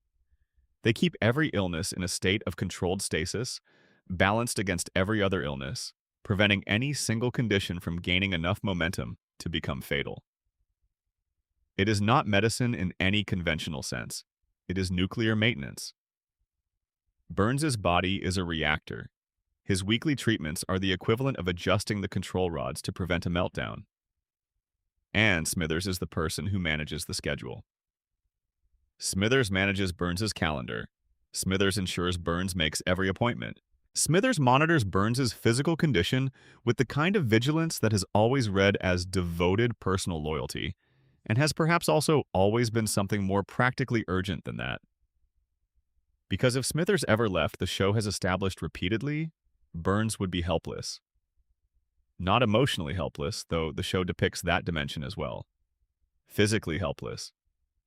Without Smithers managing the treatment schedule, Burns would miss a dose. The disease equilibrium would collapse. Every illness in his body would surge forward simultaneously, the doorway analogy breaking down at last, and Burns would not survive that convergence. Smithers is not devoted to Burns out of love alone, though the nature and depth of his devotion is one of the show's most consistently present emotional undercurrents. Smithers is devoted in part because he understands with absolute clarity that his absence is a death sentence. He is keeping Burns alive through logistical competence, and the weight of that knowledge is the unseen foundation beneath every scene they share. Burns's connection to historical events adds another layer to the question of how he has survived. The show has depicted Burns as present for, or at minimum adjacent to, an absurd number of historical moments. He described personal involvement in events from the early 20th century. He knew Howard Hughes well enough to have stories about him. He attended an Ivy League institution during an era that predates most of his employees' grandparents. He served in the Second World War, during which the show establishes that he stole a $1 trillion bill from the United States government and kept it hidden for decades.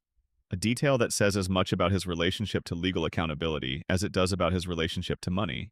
He has referenced the Gilded Age not as history, but as lived experience, the way someone might reference their college years with a specific texture of personal memory and anecdote. His family's wealth predates the Industrial Revolution. The Burns dynasty, as the show depicts it, is one of the oldest continuously powerful lineages in American history. Not merely wealthy in the contemporary sense, but wealthy in the foundational sense, the kind of wealth that builds infrastructure and then charges everyone else to use it, the kind of wealth that shapes the terrain of a nation over generations. Burns inherited this legacy and has been extending it for well over a century. He did not build an empire from scratch. He maintained one that was already ancient when he took control of it, and he has been running it ever since with a single-minded dedication to the proposition that his survival and his empire's survival are the same project.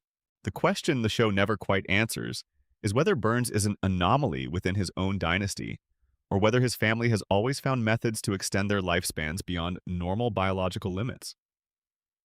If the current Burns has survived for over a century through artificial medical intervention, and if the Burns family has maintained continuous control of their fortune across a span of history that exceeds what would typically be possible through normal generational succession, then the obvious question is what methods the previous generations employed before radiation therapy and modern medicine were available. The show does not say. It establishes the fact of the dynasty's continuity and leaves the mechanism unexplained. But the implication is there, in the background of every scene set in the Burns family mansion, in the portrait gallery of ancestors who all share a particular quality of expression, a particular relationship to the world that has nothing to do with warmth and everything to do with the patient, systematic accumulation of power. Burns's relationship with death itself is worth examining. He has come closer to dying than almost any other character on the show. He has been shot by a baby, hospitalized dozens of times, collapsed, fallen, been attacked, been poisoned, been abandoned in the wilderness in conditions that should have been fatal for a man of any age, let alone one of his advanced years. And every single time he comes back, not in the way Homer comes back from injury, through the cartoon resilience of a protagonist whom the show's narrative structure protects from permanent consequences. Burns comes back through infrastructure, through money, through the machinery of institutional wealth that ensures no matter what happens to his body, there will always be someone standing by with the resources to put him back together. Homer's immortality is narrative. Burns's immortality is engineered. Every dollar he has spent in his life, every institution he has corrupted, every politician he has purchased, every doctor he has retained on indefinite private retainer, every pharmaceutical researcher who works in his privately funded laboratory, every piece of infrastructure he has built and maintained and guarded against obsolescence. All of it serves a single ultimate purpose.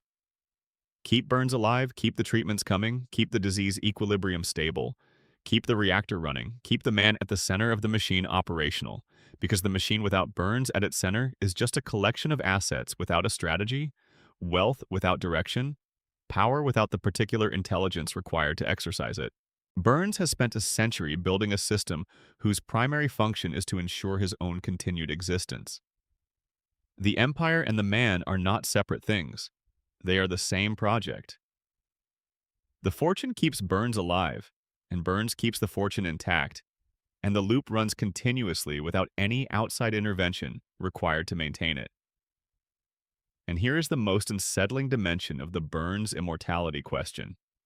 The dimension that goes beyond the personal and becomes something structural. Springfield needs Burns too. The town's economy depends on the power plant. The power plant depends on Burns's continued ownership and investment. Burns's continued ownership and investment depend on the treatments that keep him alive. The treatments depend on the infrastructure that Burns's wealth provides. It is a closed loop, self-sustaining, each element requiring all the others to function. Springfield cannot kill Burns because Springfield cannot survive without Burns. And Burns cannot die because dying would mean the system he built would have to answer finally for everything it has done to the people living inside it. For the water they drank, for the fish with 3 eyes, for the 4-fingered children with the yellow skin and the compromised cognition, for the 342 violations, for the human bones in the basement. Burns is the oldest man in Springfield. He might be the oldest man in America. He is kept alive by weekly radiation treatments, sustained by a fortune that predates the nation he operates within, protected by the most devoted personal assistant in the history of Springfield, and surrounded by a population too cognitively compromised by his own facility's emissions to question why their employer glows in the dark and has personal memories of the McKinley administration. He is not immortal. He is something worse than immortal. He is too expensive to die. And Springfield will keep paying the bill for as long as Burns keeps the lights on, which, if his treatment schedule holds, will be forever. The lights of Springfield burn on. The cooling towers stand against the sky. And in his mansion on the hill, Charles Montgomery Burns sits in his chair by the window, watching over a town that cannot afford to lose him, waiting for his next appointment, 7 days from now, the way he has been waiting for 140 years. Section 5. The Principal and the Pauper. Springfield's Architecture of Denial. There is an episode of The Simpsons that fans have spent nearly 3 decades calling the worst episode of the series. They are wrong about that. But they are wrong in an interesting way, in a way that actually tells you something quite specific about how the show works and what Springfield is, underneath all the jokes and the bright colors and the familiar opening credits. The episode they are calling the worst is actually the most honest episode the show has ever produced. It just committed the particular sin of being honest about something that the audience, on some level, did not want to be shown. The episode aired on September 28, 1997. Season 9, Episode 2. It is called The Principal and the Pauper. Here is what happens in it. Springfield Elementary holds an event honoring Principal Skinner's 20 years of service to the school. The celebration is warmly attended. Speeches are made. The community gathers to honor a man who has been part of their lives for 2 decades. It is exactly the kind of civic ritual that small towns perform to affirm their own continuity. And then a stranger walks through the door. He introduces himself as Sergeant Seymour Skinner. The real Seymour Skinner, a decorated Vietnam War veteran who was captured as a prisoner of war in Southeast Asia and was presumed dead after being held in a POW camp for years. He did not die. He survived. He escaped. He came home. And he discovered that someone else had been living his life. The man Springfield has known as Principal Seymour Skinner, the man who has run their elementary school, disciplined their children, argued with their superintendent, maintained a complicated relationship with his mother, been humiliated by Bart Simpson in approximately 400 different ways. That man is not Seymour Skinner at all. His real name is Armin Tamzarian. Before Vietnam, Tamzarian was a street punk, a petty criminal from nowhere in particular, with no family and no prospects and no clear sense of who he was or what he was supposed to become. He was drafted. He went to war. He served in the same unit as the real Seymour Skinner, and when Skinner was captured and presumed killed, Tamzarian felt something that the show identifies as guilt, but might more accurately be described as the particular grief of someone who has lost the only person who ever made them feel like they might amount to something. Tamzarian traveled to Springfield to deliver the news of Skinner's death to his mother, Agnes. He arrived at her door. He told her. And Agnes, who needed a son the way some people need air, looked at this stranger on her doorstep and assumed. She needed him to be Seymour. She treated him as Seymour. And Tamzarian, who had never been wanted by anyone, who had never had a home or a family or an identity worth inhabiting, simply went along with it. He became Seymour Skinner. He took the name. He took the rank. He took the life, the career, the complicated maternal relationship, the military record that was not his, the history that was not his, the entire accumulated identity of a man he had met in a war zone and watched disappear into captivity. He wore that identity for 20 years. He built an entire existence inside it. He became, in every practical sense, the person whose life he was pretending to have, until the real Seymour Skinner walked back through a door that everyone had assumed was permanently closed. And here is the moment that the episode earns its reputation, though not in the way fans have interpreted it. The town holds a meeting. Both men are present. The truth is fully exposed. Every person in Springfield is in possession of all the relevant facts. The principal is a fraud. The person whose identity he stole is standing in the room. The community has a clear and obvious path forward, which involves acknowledging the truth and taking appropriate action. And Springfield does not take that path. Springfield votes. They vote not on what to do about the fraud. They vote on whether to acknowledge the truth at all. And the verdict is unanimous. They vote to keep the lie. Judge Snyder, in a moment that is either brilliant satire or an act of spectacular legal irresponsibility, issues a decree.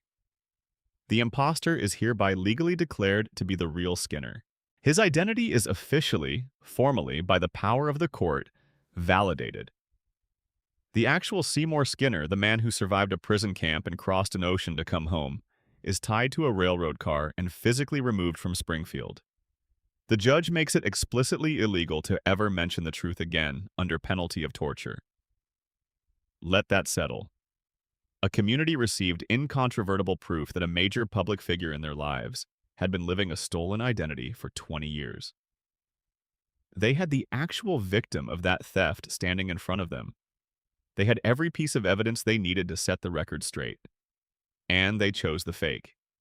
They sentenced the truth to exile. They made it a crime to remember. Fans have loathed this episode with a particular intensity for almost 30 years. Harry Shearer, who voices Skinner among many other characters, publicly stated his displeasure with the storyline. Critics argued that the episode retroactively destroyed everything interesting about the Skinner character by revealing that his military service, his relationship with Agnes, his dynamic with Bart, his whole personality, were constructed on a lie. The episode is consistently ranked among the worst the show has ever produced. But here's the thing that the negative reception has always obscured. The episode is completely honest about what Springfield is. It simply said the quiet part out loud. Springfield has always operated this way. The town has always chosen comfortable lies over uncomfortable truths. It has always agreed, through some unspoken collective compact, to forget whatever does not fit the version of events that allows everyone to continue living their lives without examining them too closely. The only difference between this episode and every other episode is that this one showed you the mechanism. It showed you the vote. It showed you the legal decree. It showed you the explicit, deliberate, community-wide decision to exile truth and replace it with a preferred fiction. Every other time Springfield forgets a catastrophe, ignores a contradiction, or resets to normal after something that should permanently alter the fabric of the town, it happens off-screen. Between episodes. In the white space between the credits rolling and the next episode beginning. The reset is assumed, not depicted. The Principal and the Pauper is the one episode where the reset happens on screen, in real time, with full community participation and legal formalization. And the audience hated it. Not because it was bad storytelling, because it was too accurate.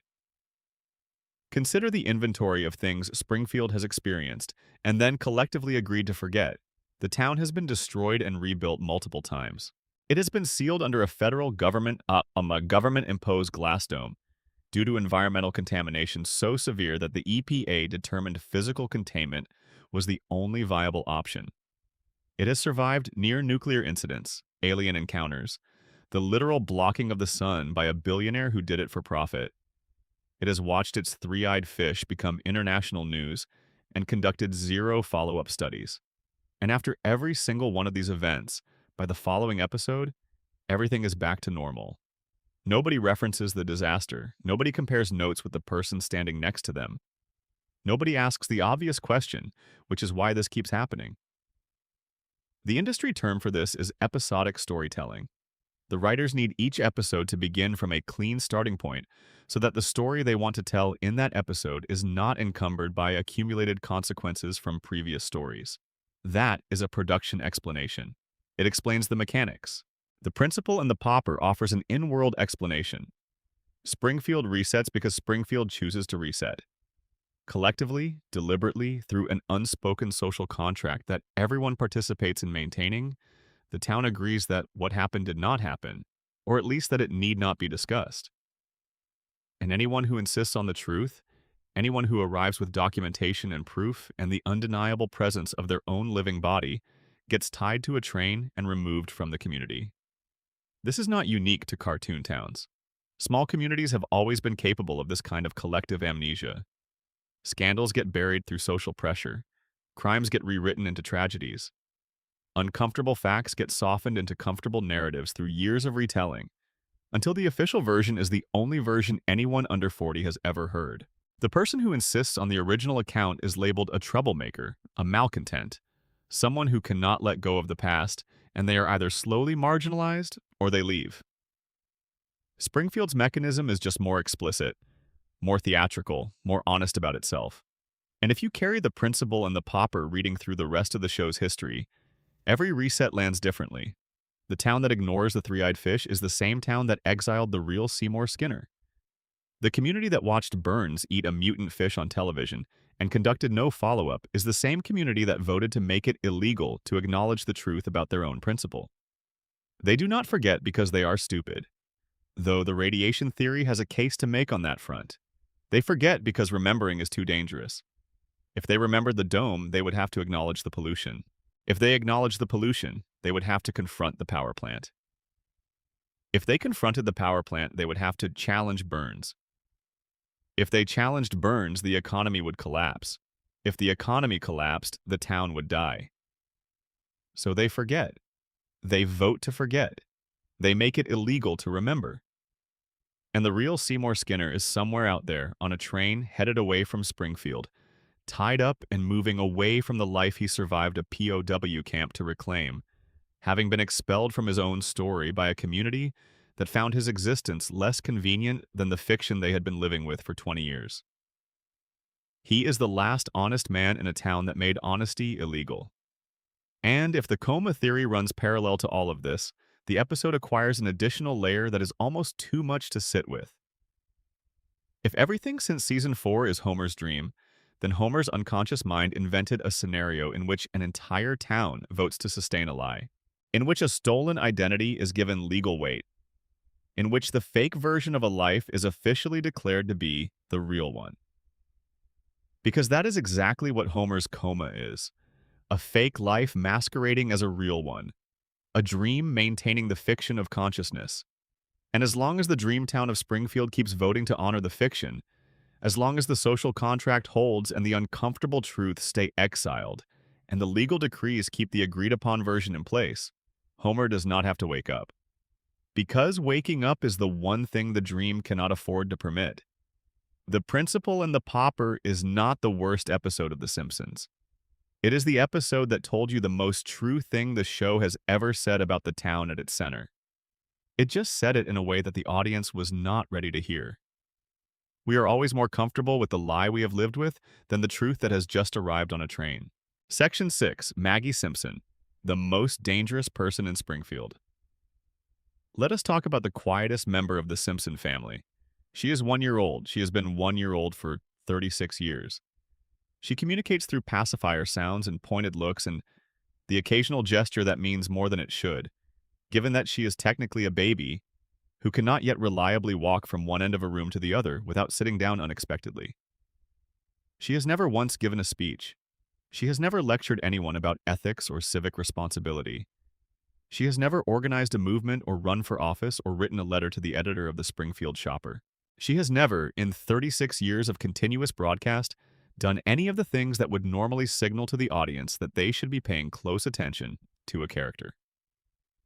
And yet, Maggie Simpson shot the richest man in town. Maggie Simpson led a daycare rebellion against an authoritarian caretaker, using only nonverbal communication and the natural organizational instincts of a pre-verbal infant. Maggie Simpson has saved her family from life-threatening situations on multiple occasions using problem-solving approaches that would be remarkable in adults. Maggie Simpson has been tested and found to possess intelligence that the show's own instruments cannot adequately measure. And through all of it, every single remarkable thing she has done across 3.5 decades of television, she has maintained absolute silence. Not because she cannot speak, because she chooses not to. This is the theory that sits at the bottom of the Maggie question, the thing that all the surface observations point toward when you follow them far enough. Maggie Simpson is not delayed. She is strategic. Her silence is not a developmental limitation. It is the most sophisticated piece of camouflage in Springfield, a disguise so effective that it has hidden the most capable person on Evergreen Terrace in plain sight for the entire run of the show. Let's begin with what the evidence actually shows. The shooting first, because it is where most people begin when they think about Maggie, even though the shooting is in the larger context of her story, almost incidental. We have already examined the who shot Burns mystery in detail. But whatever your position on the evidence, whatever you believe happened in that parking lot after the town meeting, the aftermath is what matters here. A baby was identified as having committed an act of violence against the most powerful man in Springfield. The police investigated. The evidence was examined. The conclusion was reached that the infant had done it.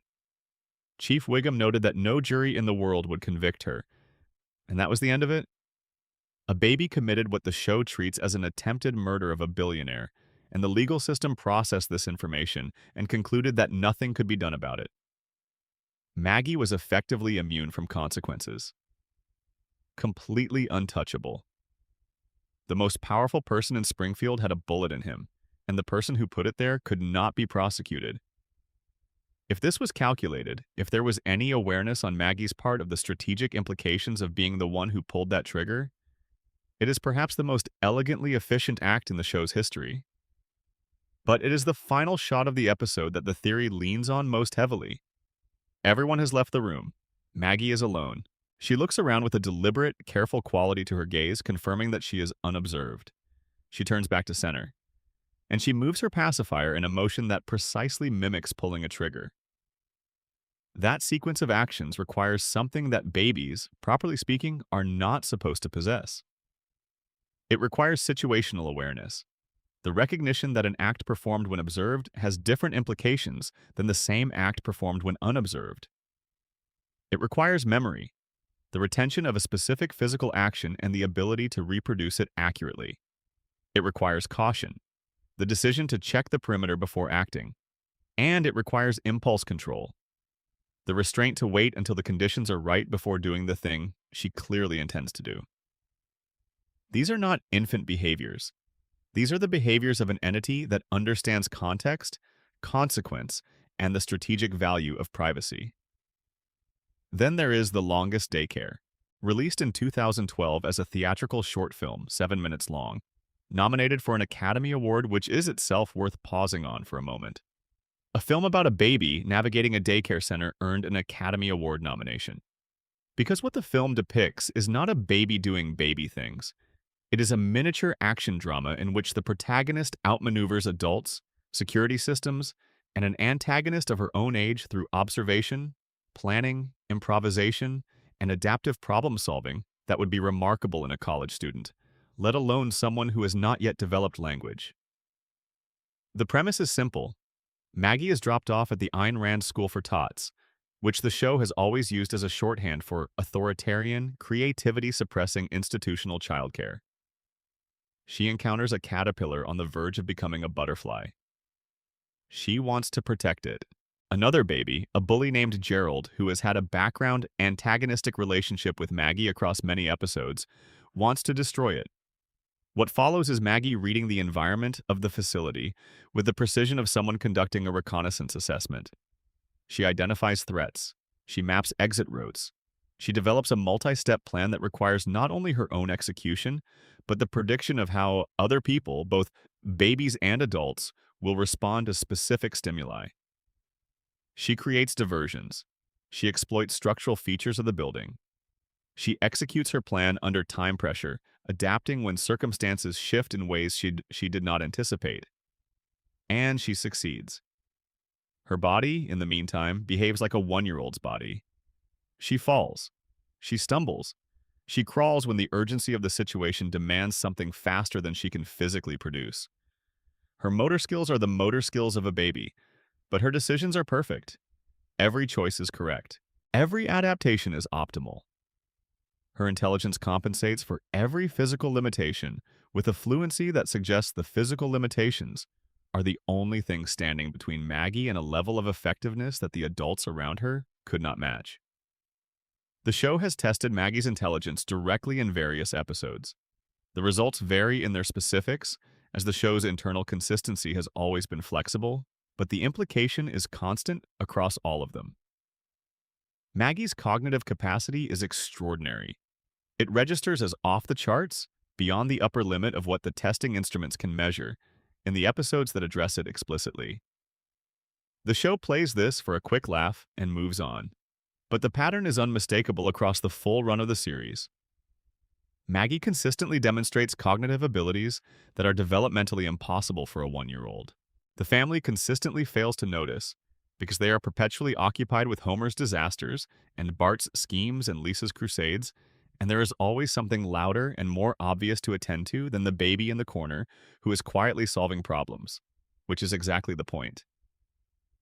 And now the question that the theory builds toward. Why the silence? The most obvious framing is the developmental one. She is a baby. Babies do not talk. They develop language over time, and until the language arrives, they are nonverbal by nature and necessity. But Maggie has already demonstrated that she is not constrained by normal developmental timelines. Her intelligence operates at a level her age cannot account for. If she is cognitively capable of the planning and execution and situational awareness she consistently displays, she is cognitively capable of speech. The architecture is there, the processing power is there. Language would not be difficult for a mind that can navigate an institutional building's security systems without a map. She chooses not to speak. Her first word, Daddy, was voiced by Elizabeth Taylor in what amounted to a cameo appearance, and it happened once and was never repeated. That single word was spoken as a private, intimate moment in a specific context, and then Maggie filed it away and returned to silence. She has a vocabulary. She has demonstrated it. She simply does not deploy it. The theory asks why and finds the answer in the member of the family that Maggie watches most carefully. Look at Lisa Simpson. Lisa is brilliant. Lisa is a genius by Springfield standards and by any objective measure. She has an IQ that dwarfs everyone in her household and most of the adults in her community. She is 8 years old and she is, intellectually, the most capable person in her family and in most rooms she enters. And what has that intelligence given her? Isolation.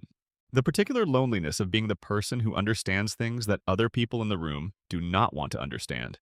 Mockery from her brother and dismissal from most of the adults around her. She speaks up and gets ignored. She challenges authority and gets punished for it. She tries to make the world around her better and gets crushed by the institutional weight of a community that does not want to be improved, because being improved requires acknowledging that something was wrong. And Springfield has a standing policy against that kind of acknowledgement.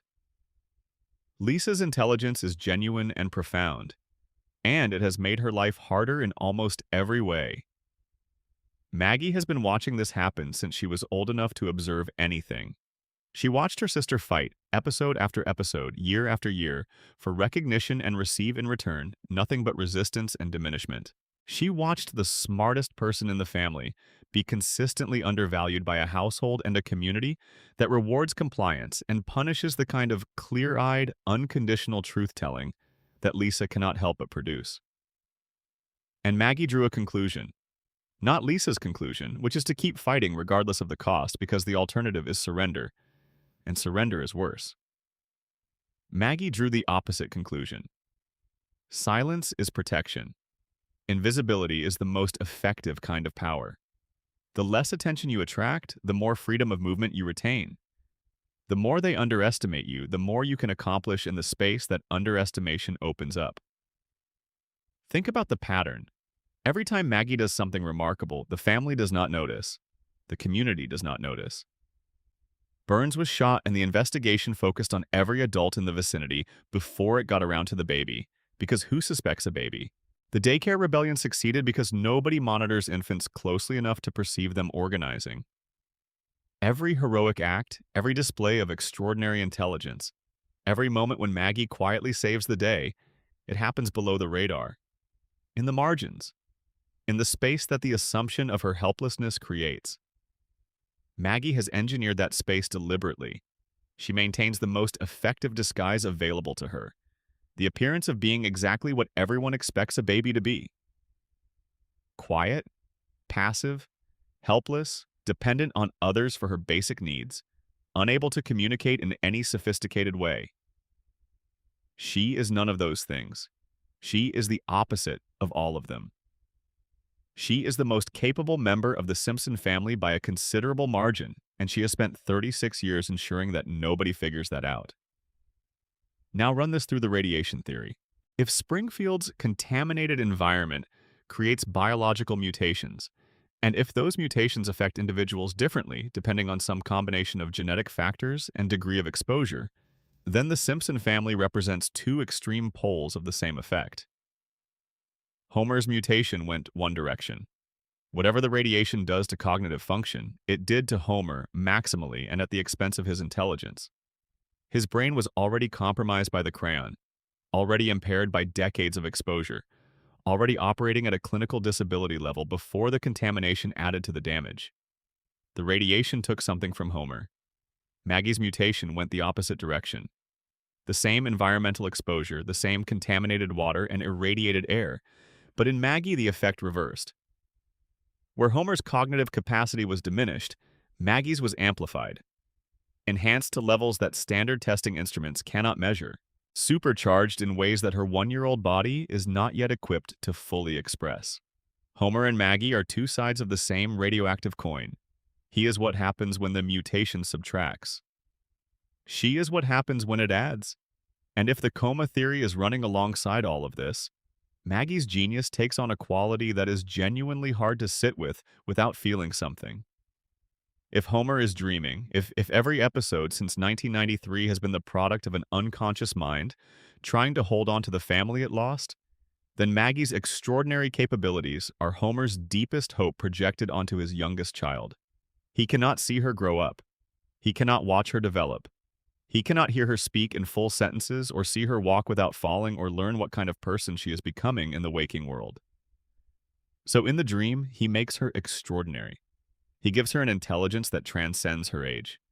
He makes her capable of things no baby should be able to do. He makes her the kind of person who will be okay without him, who does not need him to be present and conscious and functional to navigate the world. In the dream, Maggie does not need to be protected. Maggie is the protection, because Homer cannot protect her from wherever he is. So his mind builds her into someone who does not need protecting.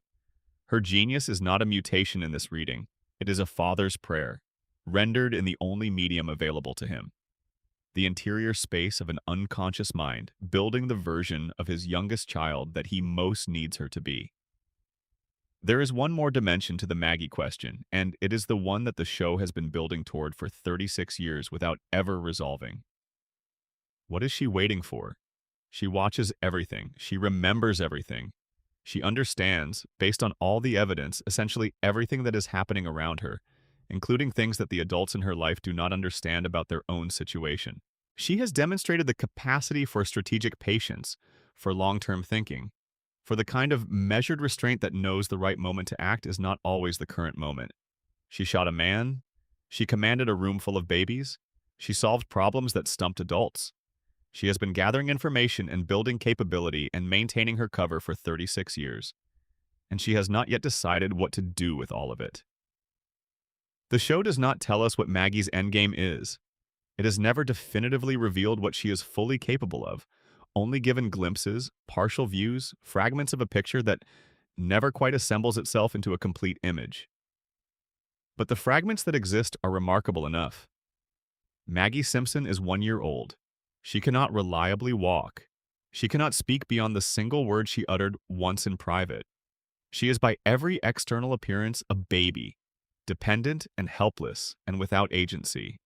And she is the most powerful person on Evergreen Terrace. The most capable person in Springfield. Perhaps the most capable person the show has ever presented to us. She just has not decided what to do about it yet. And when she does, when she finally breaks her silence and steps out from behind the disguise she has been maintaining since the day she was born, Springfield will not see it coming. Nobody will. Because that is exactly how she designed it.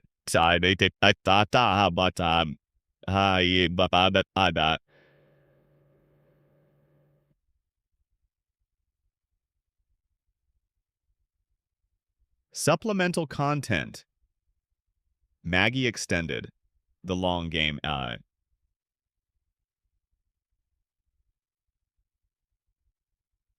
Let us think about what it would take, as a practical matter, for a 1-year-old child to maintain a cover identity for 36 years. Not a passive cover, not simply the absence of behavior that would reveal something, but an active, ongoing, continuously maintained performance of ordinary babyhood in the presence of people who love her and watch her closely and have every motivation to notice if something unusual is happening. A performance that requires constant situational awareness, constant calibration to context, constant management of the impression she creates. Because Maggie does things in private that she would never do in front of the family. The trigger gesture in the Burns investigation. The organizational behavior in the daycare. The problem-solving sequences in the longest daycare, which are not just impressive for a baby, but impressive in absolute terms. Sequences of planning and execution that most adults would find challenging. All of this happens in contexts where the adults are not watching closely, where Maggie has some degree of privacy, where the performance of helplessness can be briefly suspended. And then the adults return, and the pacifier goes back in, and the wide, innocent eyes come forward, and Maggie is once again the baby, the youngest Simpson, the one who needs protection and care and the patient attendance that infants require. The performance is continuous. The maintenance never stops. What does it cost to always be watching, always be processing, always be managing the gap between what you are and what you appear to be? What does it cost to be the most intelligent person in the room, every room for 36 years and to spend every moment of that time performing the opposite of what you are? Lisa knows something about being the most intelligent person in a room that does not fully know what to do with intelligence. She knows the frustration of it, the loneliness of it, the specific pain of having things to say that no one around you has the architecture to receive. But Lisa's response is to say them anyway, to keep speaking, to wear her intelligence in the open where everyone can see it, and take the consequences that come with that visibility. Maggie made a different calculation, and the calculation is working. No one in Springfield suspects. The family loves the baby and protects the baby and arranges its life around the needs of the baby, and the baby observes all of this with eyes that understand far more than their owner has any reason to let on. There are hints occasionally of what is underneath. Maggie's relationship with Gerald, the one-browed baby who has been her adversary since they were both in the Ayn Rand School for Tots, has a quality that goes beyond normal infant conflict. They regard each other with a particular attentiveness, a quality of recognition, as if each has identified in the other something that the adults around them have missed. Two very unusual infants locked in some private competition that the show never quite explains. What is it about? What are they competing for? The show presents them as simply babies who do not like each other, which is narratively sufficient and leaves the deeper question unanswered. But if Maggie is what the theory suggests, if she is the most capable person in Springfield maintaining an elaborate cover identity for strategic reasons, then Gerald is the threat. The one who might see through the disguise, the one who recognizes that something is happening behind the pacifier, because something similar is happening behind his unibrow. Two strategists, too young to be what they are, watching each other with the patient wariness of people who have already decided that most of the world does not need to know what they are capable of. The show will never fully resolve Maggie's story. It cannot without ending something it is not ready to end. Maggie's mystery depends on the unsolved quality of her future, the open question of what she will eventually choose to do with everything she has been building and gathering and waiting with. But the evidence is there. In every scene where she watches while the others argue or plan or fail to notice something obvious. In every moment where the camera finds her in the background, still and attentive, processing information that the foreground characters are too busy to process themselves. In every episode where something goes very wrong and then quietly, without announcement, goes right, in a way that cannot quite be attributed to anything the adults did. Something is thinking in that playpen. Something has always been thinking, and when it finally decides to act, Springfield will not be ready. Nobody will. Supplemental content. Ned Flanders Extended. The Man God Ignores. There is a theological problem at the center of Ned Flanders' story that the show has been building very carefully for 36 years without quite naming. God exists in the Simpsons universe. This is not a matter of interpretation or subtext. God has appeared in the show and spoken. Homer has had face-to-face conversations with God, actual exchanges where God is present as a character with a voice and a perspective and a specific interest in Homer Simpson's life and choices. In one episode, God discusses Homer's spiritual situation with direct reference to Homer's specific personality. In another, Homer argues with God and God responds. The relationship between Homer and the divine is an established fact within the show's world. Ned Flanders goes to church every Sunday. He has gone to church every Sunday for 36 years. He prays before meals and after meals and at moments throughout the day. He reads scripture and he knows it well, and he applies it to his life with a consistency that goes beyond nominal religiosity and into something that functions as the primary organizing principle of his existence. Ned's faith is not cultural or social or habitual. It is the framework through which he understands everything. And God never speaks to Ned. Not once in 36 seasons has Ned Flanders received the kind of direct divine communication that Homer gets apparently whenever the plot requires it. The universe that the show has built is one in which God talks to the irreverent, sloppy, frequently cruel, not particularly spiritual Homer Simpson and maintains complete silence toward the man who has structured his entire life around the attempt to be worthy of exactly this communication. The show knows what it is doing with this. It is not an oversight or an inconsistency. It is a thesis statement about how reward and punishment work in Springfield's moral universe. The system does not care about goodness. The system does not reward righteousness. The system is indifferent to the moral content of your choices, and it distributes its particular favors and its particular cruelties according to criteria that have nothing to do with what you deserve. Homer deserves very little of what the show gives him in the moral ledger.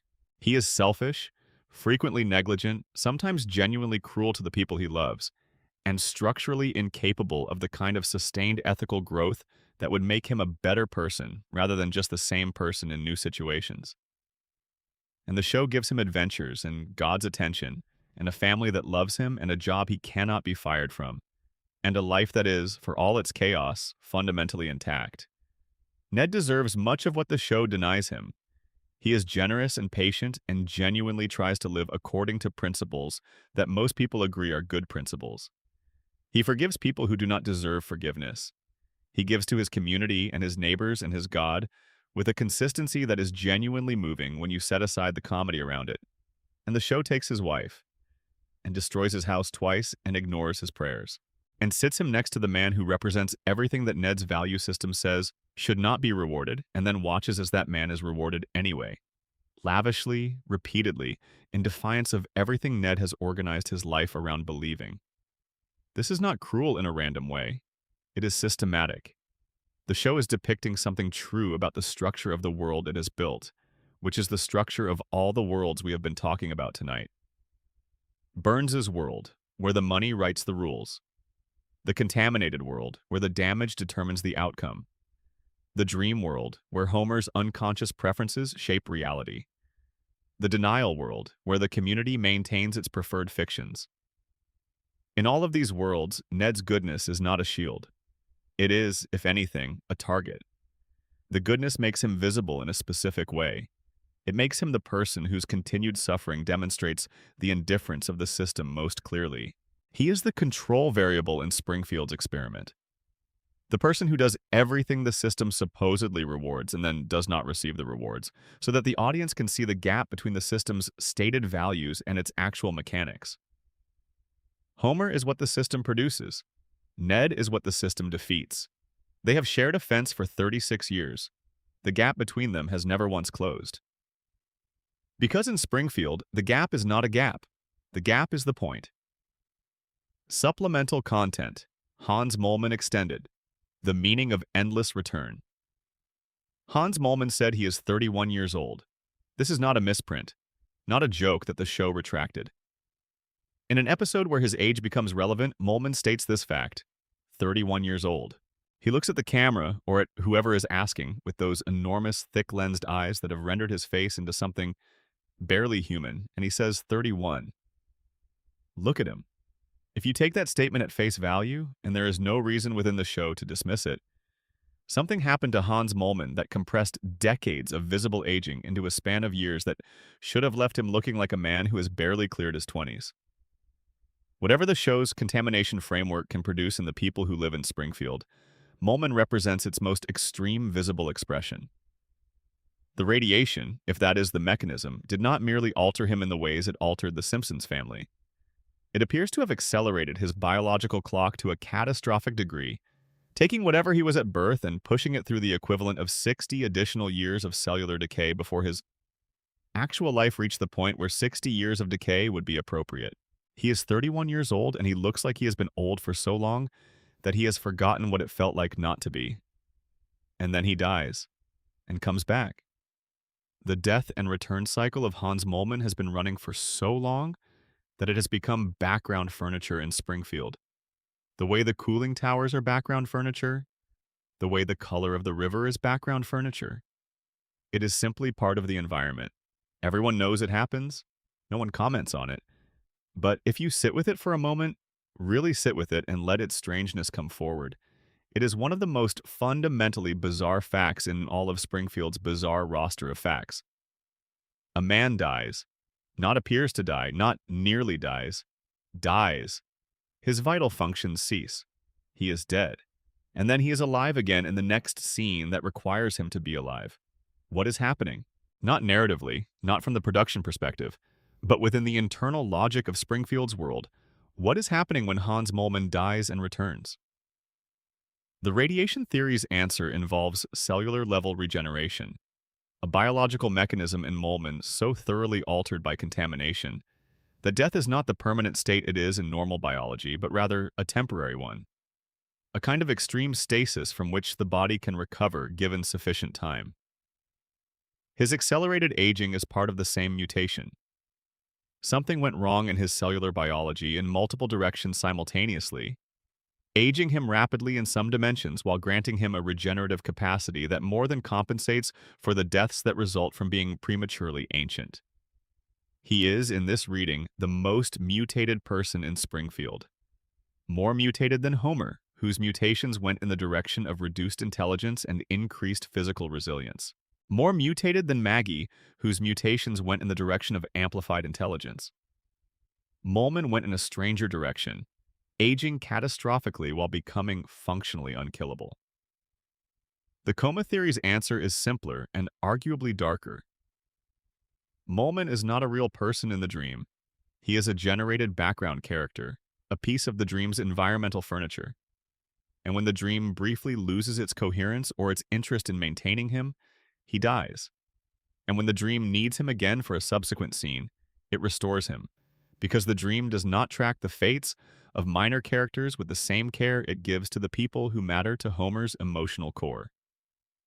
Molman dies and lives again because Homer barely knows him. He is a face in the crowd, a recurring element of Springfield's texture, and the dreaming brain that maintains Springfield's texture cannot always be bothered to maintain his continuity. He is, in this reading, proof of the dream. The most disposable character is the least consistently maintained. He lives and dies with the casual indifference of a brain-generating background detail. Both readings leave us in the same place, sitting with the strange fact of this small, nearly blind, apparently 31-year-old man who has been dying in Springfield for 36 years and keeps showing up for more. He never seems surprised to be alive. He never seems surprised to be in danger. He occupies his existence with the particular equanimity of someone who has made peace with the terms of his situation, whatever those terms are, and simply gets on with whatever the day requires. In that, at least, he is very much like Springfield itself. Section 7. The Simpsons Predictions. Phenomenon. Somewhere right now, on some corner of the internet, someone is posting a screenshot. It is a still frame from a Simpsons episode. The episode is old, anywhere from 15 to 30 years old, and in it, something is visible in the background or the foreground or the dialogue that corresponds with eerie precision to something that happened in the world last week, or last month, or last year. The caption reads, in some variation of the same phrase that has been appearing under these images for the better part of 2 decades, The Simpsons predicted this. And the comment section explodes. It always explodes. Some people are amazed. Some people are suspicious. Some people are dismissive. Some people add their own examples. And somewhere in the middle of all of it, someone posts a longer comment laying out a theory about why this keeps happening, a theory that involves either the writers being time travelers, or the show possessing some form of prophetic intelligence, or some shadowy organization using a cartoon as a vehicle for delivering encoded messages about the future. These theories are entertaining. They are also almost entirely wrong. But the truth is more interesting than any of them. Let us begin with the famous ones because you have seen them and they are genuinely striking. In the year 2000, an episode called Bart to the Future showed a future in which Lisa Simpson has become the President of the United States. And in setting up the world she has inherited, the episode mentions that her predecessor in the Oval Office was Donald Trump. The episode aired 16 years before the 2016 election. The show depicted a Trump presidency as a joke about the logical endpoint of celebrity culture's intrusion into civic life. And then America arrived at that endpoint. In 1995, the show depicted something on a character's wrist that looks remarkably like a modern smartwatch, wearable personal technology that did not exist in any consumer form until decades later. In 1994, Homer went to space alongside Buzz Aldrin in an episode that now reads as a preview of the commercial space tourism industry that would emerge in the 21st century. In 1998, a mathematician character writes an equation on a chalkboard that appears to predict the mass of the Higgs boson particle, which physicists would not experimentally confirm until 2012. In 1999, Homer proposes a theory suggesting the universe might be shaped like a donut. Years later, cosmologists examining radiation patterns found tentative evidence suggesting the universe might indeed have a toroidal geometry. In 1993, a flu virus originating in Asia spreads to Springfield, causing panic buying, mass illness, and a frantic search for a cure. The episode aired 27 years before COVID-19 reached the United States. And during the chaos of that fictional outbreak, the Springfield townspeople accidentally release a swarm of aggressive bees, which acquired an unsettling resonance when the term murder hornets entered the national vocabulary in 2020, as Asian giant hornets were discovered in the Pacific Northwest for the first time. In 1996, a joke in a music festival episode involves a hip-hop group accidentally booking a full symphony orchestra. In 2024, that exact collaboration happened in real life, with the actual artist performing with the London Symphony Orchestra at the Royal Albert Hall. 28 years between the joke and its real-world equivalent. In 1998, the show depicted one enormous media corporation absorbing a rival, referencing the two specific companies that would actually merge in 2019, 21 years before the deal closed. The list is long enough to fill its own video. It grows every year. And every time a new entry is added, the internet responds with the same mixture of amazement and suspicion. How are they doing this? The answer from the people who actually make the show is blunt to the point of being slightly deflating. If you throw enough darts at a target for long enough, some of them will hit the bullseye. That is the official position. Executive producer Al Jean has stated it plainly. Producer Bill Oakley, who ran the show during several of its most creatively celebrated seasons, has been even more direct. The supposed predictions are mainly just coincidences that are possible because the episodes are so old that history repeats itself. Fact-checking organizations have systematically examined the most widely shared prediction claims and found that the majority have explanations that are considerably more mundane than prophecy. Many of the apparent predictions are based on trends that were already clearly visible when the episodes were written. The Trump prediction did not require future knowledge. Trump had been publicly flirting with the idea of running for president since the late 1980s. He had been a fixture of American celebrity culture for decades, a person whose name and persona were inseparable from a particular fantasy of wealth and dominance that was already deeply embedded in the national imagination. The writers of The Simpsons were smart people who paid attention to things. They took the existing trajectory of celebrity culture and American politics and extrapolated it one step further, to its absurd but logically consistent conclusion. The Disney-Fox prediction did not require foreknowledge. Media consolidation was already an accelerating trend in the 1990s. The economics of the entertainment industry were already pointing toward a future with fewer, larger players absorbing more of the available market. The writers made a joke about the logical endpoint of that trend, and 21 years later, the trend arrived at that endpoint. The smartwatch prediction was not prophecy. Technology had been getting smaller and more personal for decades. The trajectory from personal computer to laptop to cellular phone was already pointing towards something smaller and more intimate and more constantly worn. Imagining a wrist-mounted computer was not a leap. It was an extrapolation. The Simpsons has historically employed one of the most educated writing staffs in television. Multiple writers hold degrees from Harvard, Yale, and other elite institutions. Many have backgrounds in mathematics, computer science, political theory, and other disciplines that involve analyzing systems and projecting their trajectories forward. These are not people pulling random ideas from thin air. They are intelligent, well-read observers of American culture who spend their professional lives studying trends, analyzing patterns, and extrapolating current trajectories to their absurd but logical conclusions. They are not predicting the future.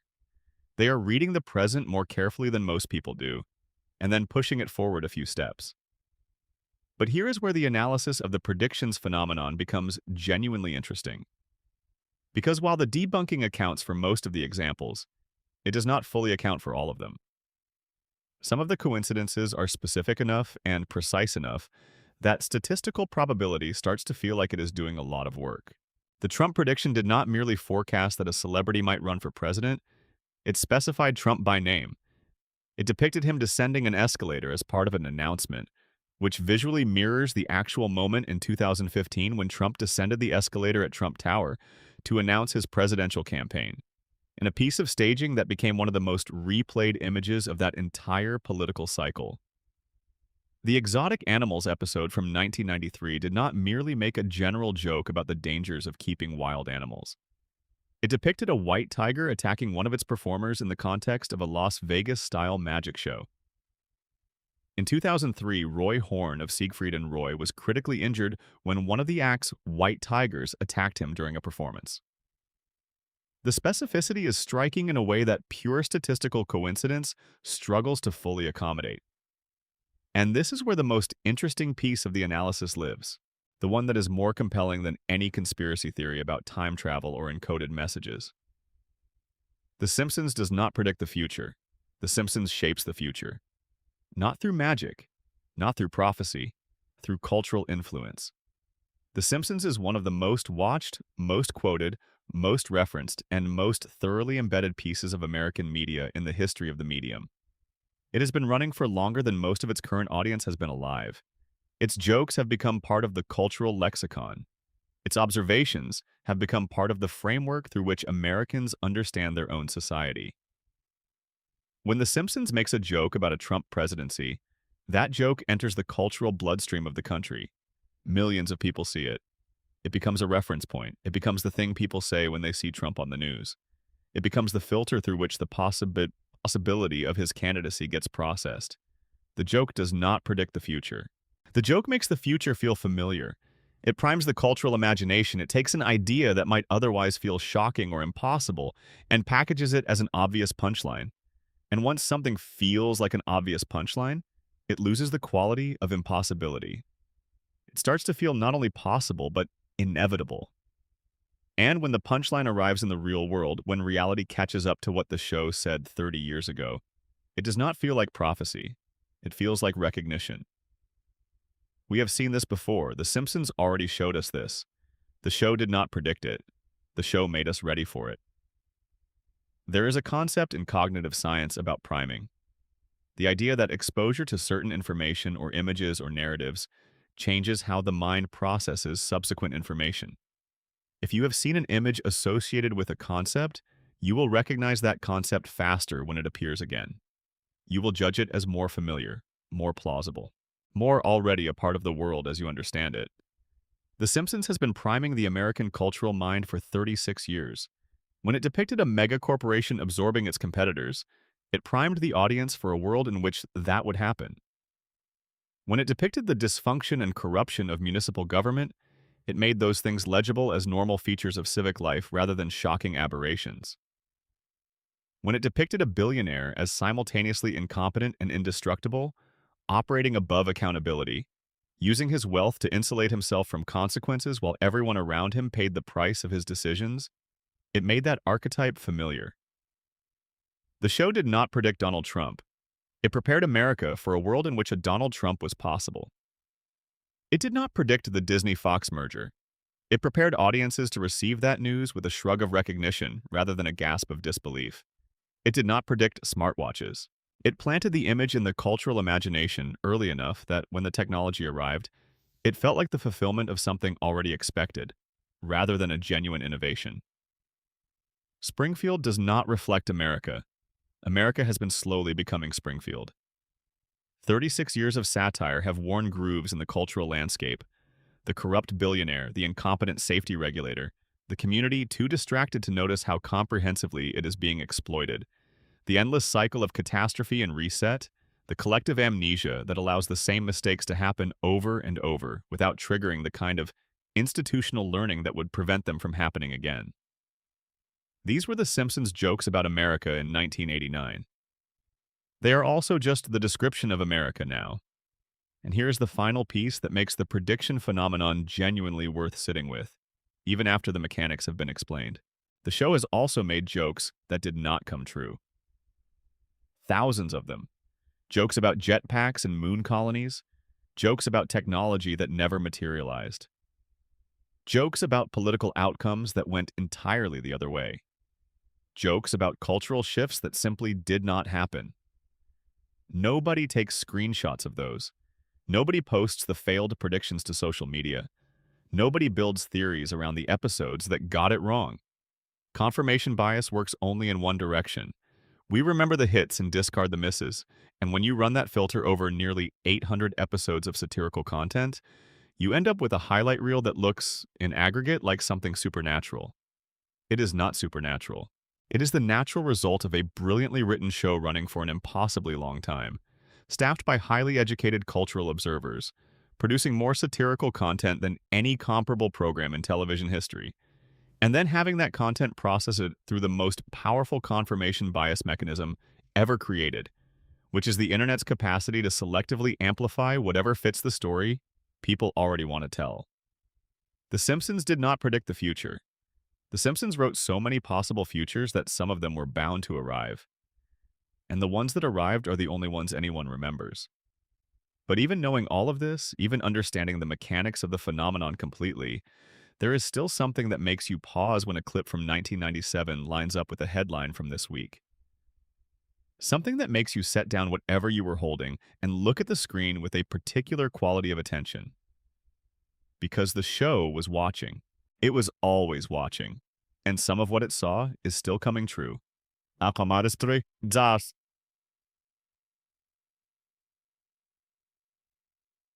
Section 8. Mona Simpson and the Three-Generation Conspiracy. Homer Simpson's mother was dead. That was the story. For the first 6 seasons of the show, that was simply a fact about Homer's life, delivered early and rarely revisited, the kind of background detail that shapes a character without requiring extensive treatment. Homer had lost his mother when he was young. Abe had shown him a grave. Homer mourned, in the imprecise, half-processed way that children mourn things they do not fully understand. And then he grew up without her, carrying the absence the way you carry something that was taken from you before you were old enough to hold it properly. That absence shaped everything about him. His desperate and constant need for approval, his clinginess toward Marge, his terror of being left, his willingness to absorb degradation and humiliation from his employer, rather than risk losing the job that keeps his family together. His compulsive desire to be liked by everyone around him, even people who clearly have no interest in liking him.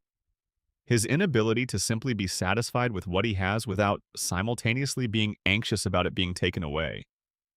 Homer Simpson's entire personality, when you look at it with this framing, is an extended coping mechanism for maternal loss. A set of adaptive behaviors constructed around a wound that was never properly addressed because it was never properly acknowledged, because it was never properly explained, because it was a lie. It was in the 7th season, in an episode called Mother Simpson that aired on November 19th, 1995, and is still widely regarded as one of the finest pieces of television the show has ever produced, the truth arrived the way truths in Springfield always arrive, through an accident. Homer fakes his own death to avoid working on a Saturday. He pushes a dummy off a cliff near the power plant and allows the town to believe he has died.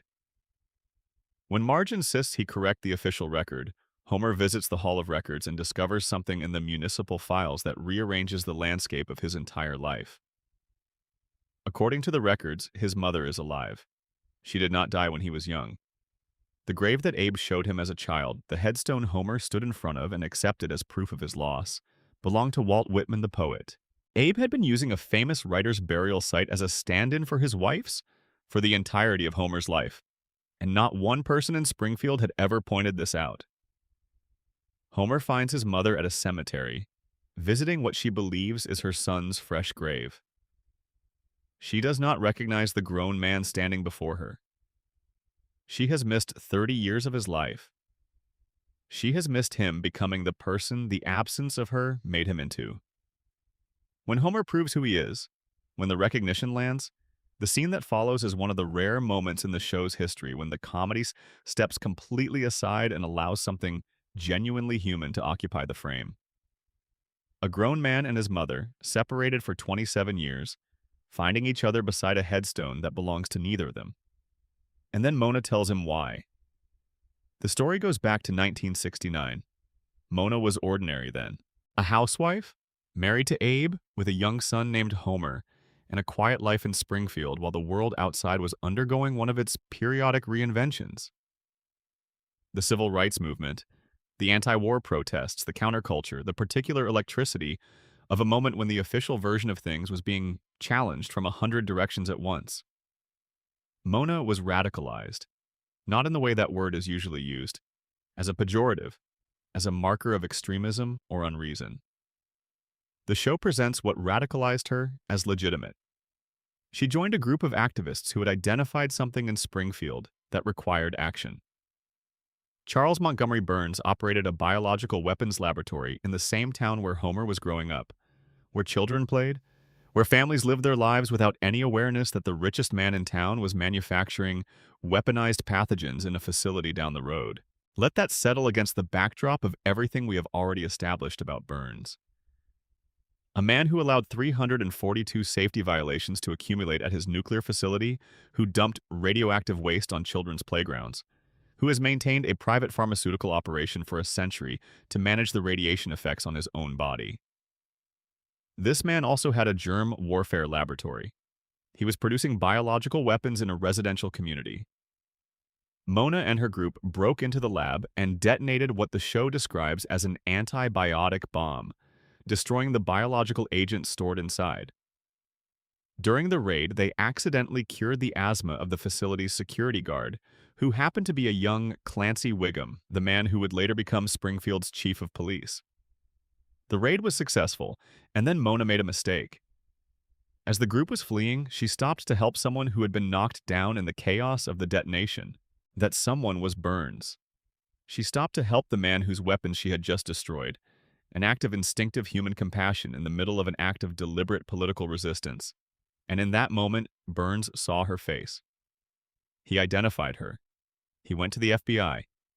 And from that moment forward, Mona Simpson was a fugitive. She could not go home. She could not contact her husband. She could not hold her son or explain to him what was happening or reassure him that it was not his fault. She kissed Homer goodbye while he was asleep and disappeared into the night, and Homer woke up to find his mother gone. Abe told him she was dead. And Homer spent the next 3 decades of his life believing that he was the kind of son a mother would rather disappear than raise. This is the foundation. This is the wound at the center of Homer's psychology, the thing that all his behavior traces back to when you follow the threads far enough. He did not become needy and approval-seeking in a vacuum. He became those things because the central attachment of his early life was severed without explanation, and the explanation that replaced it, that she was simply gone, was insufficient to close the wound.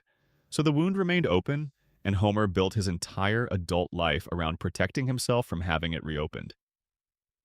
Now the conspiracy takes its full shape. Burns did not merely identify Mona to the FBI and move on. He pursued her, actively, for decades. A man of his wealth and resources and connections kept the pressure on a woman who had destroyed one of his laboratories.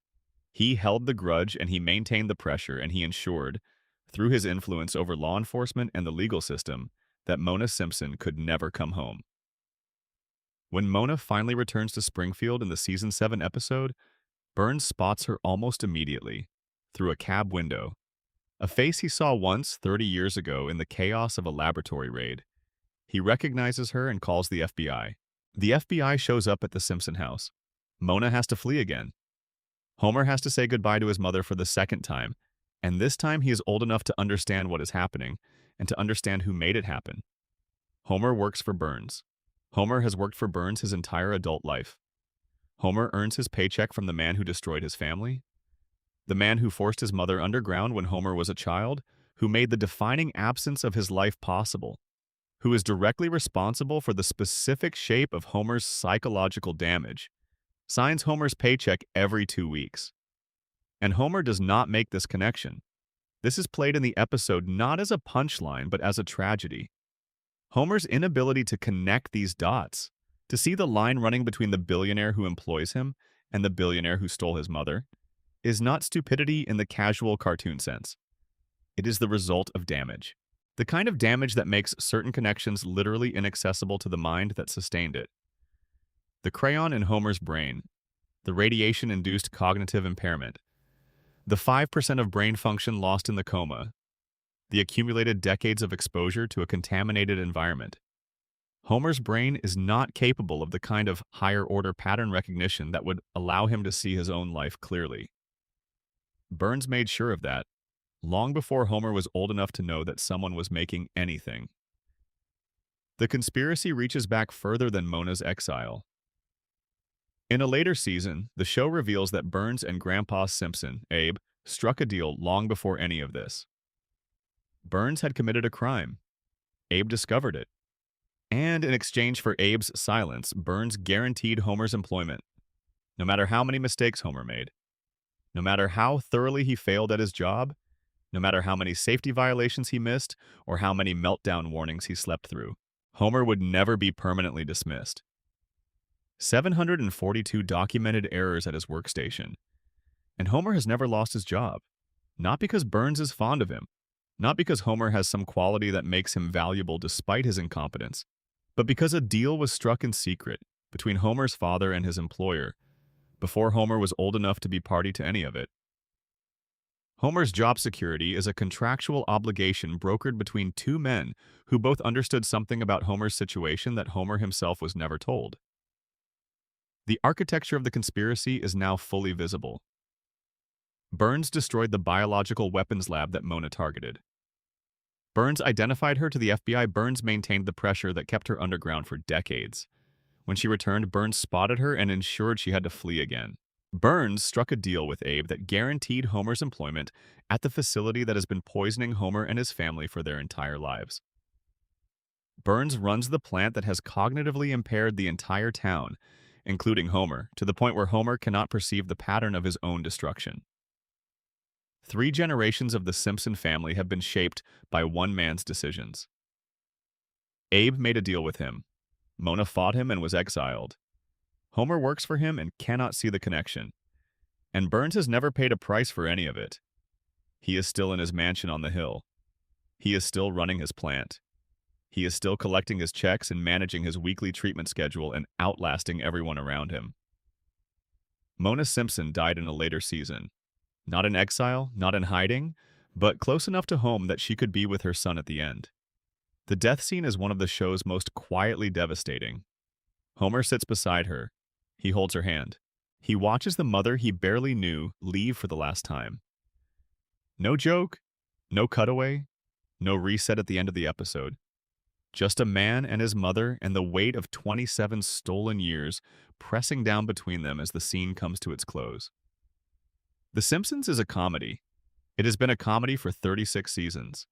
But underneath the jokes, underneath the pratfalls and the geeks and the endless parade of Homer falling and getting up again, there is a story about a family that was systematically dismantled by one man's power and a town too thoroughly compromised to resist it. Mona fought and lost everything. Abe made a deal and buried the truth. Homer inherited the consequences and never understood why his life felt so heavy. And Burns won. Burns always wins. Because in Springfield, the man with the money writes the rules. And the rules say that Homer Simpson will work at the power plant and will miss the safety violations and will absorb the radiation and will never quite connect the dots. Because his grandfather made a deal. Because his mother made a choice. Because the richest man in town needed exactly this particular kind of broken man in exactly this particular position. And Homer was broken before he ever clocked in for his first shift.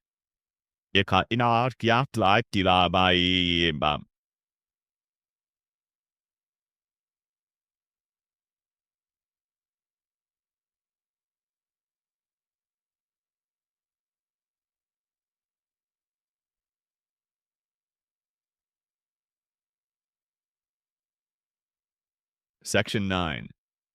Where is Springfield? The geographic impossibility. There is a town at the center of the most analyzed, most theorized, most dissected television series in American history. It has a nuclear power plant and a tire fire and a bottomless gorge and a harbor and a monorail.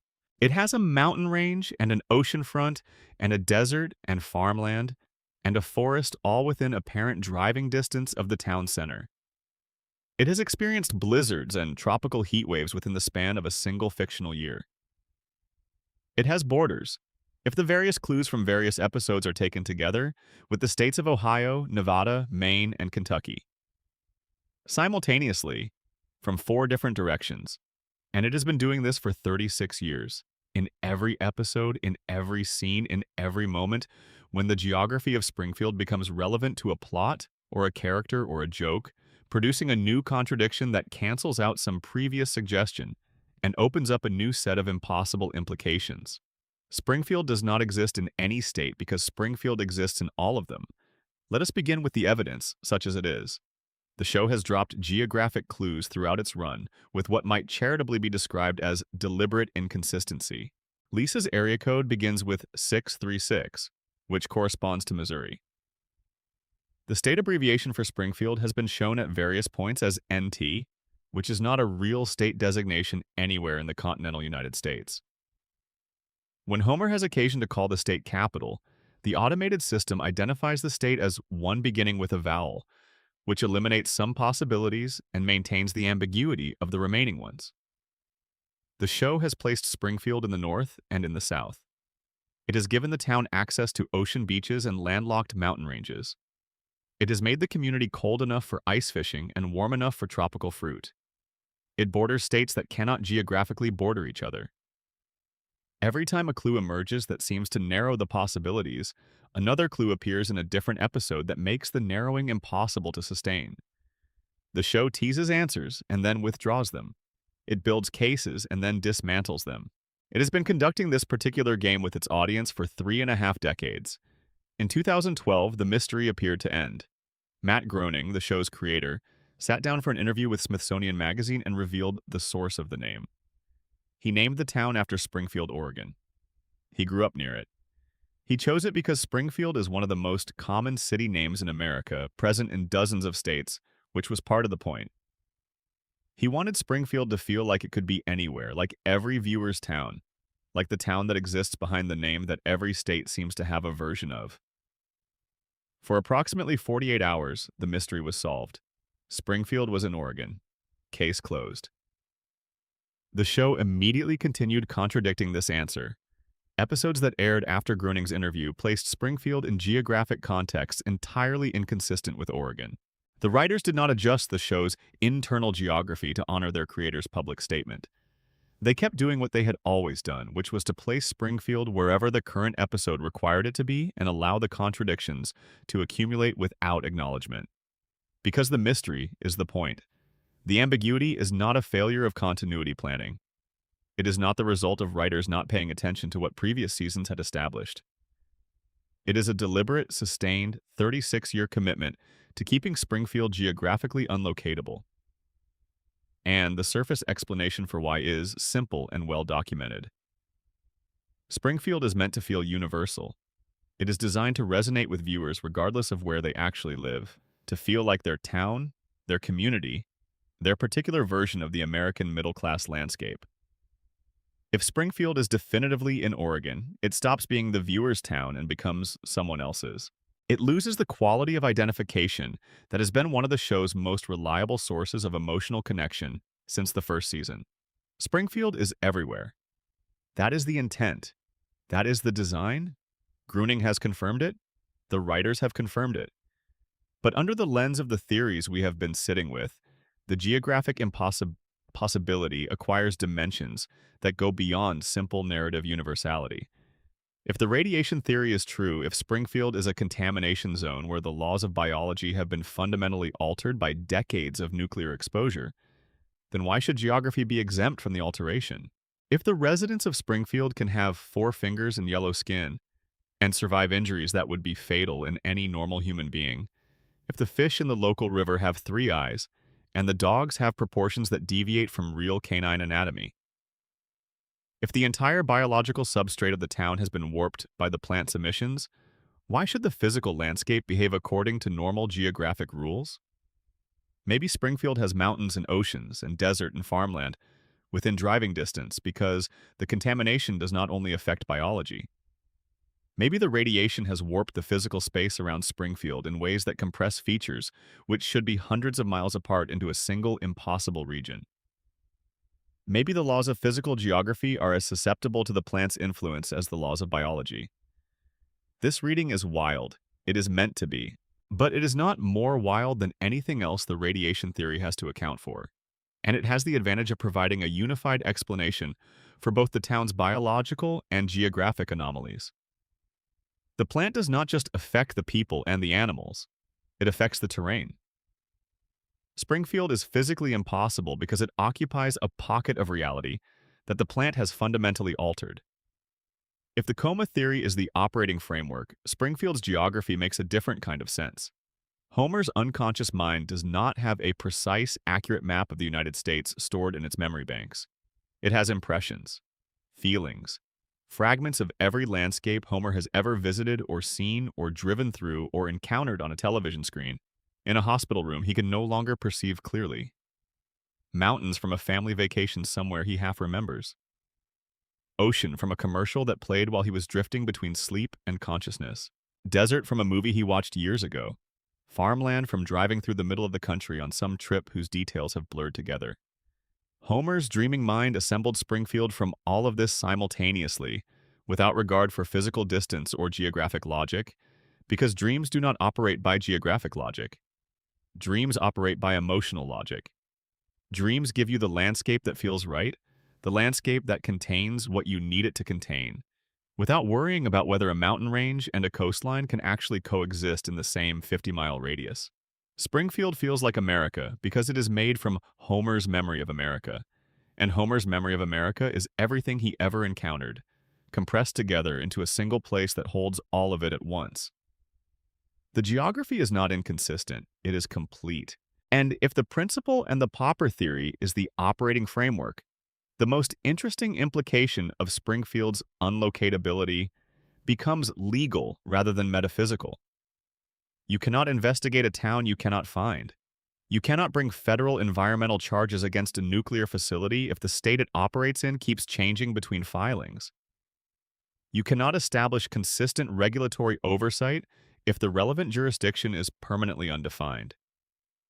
You cannot hold anyone accountable for the three-eyed fish, or the radioactive playground waste, or the human skeletons in the basement if the agency responsible for accountability cannot determine which state's EPA has jurisdiction. Springfield floats between states because floating is safer than landing. Landing means accountability. Landing means someone arrives with a badge and a map and starts asking questions about the cracked cooling towers and the billionaire who has been running this facility for a century without a meaningful safety inspection. The town's geographic ambiguity is not incidental to its culture of collective denial. It is an extension of it. The same social contract that voted to exile the real Seymour Skinner, the same unspoken agreement to maintain comfortable fictions over inconvenient truths, operates on the level of municipal geography as well. Springfield does not have a fixed location because a fixed location would make certain things impossible to avoid. And Springfield has always been very good at avoiding things. The episode Behind the Laughter, the mockumentary about the Simpson family from the 12th season, briefly provided a definitive answer. In the original broadcast, the family was identified as being from northern Kentucky. In syndicated reruns, the location was changed to a different state entirely. The show gave you the answer, and then it changed the answer depending on which broadcast you were watching. Even when Springfield has a definitive location, that location is not definitive. It shifts. It is different on different platforms. It mutates. It refuses to stay fixed.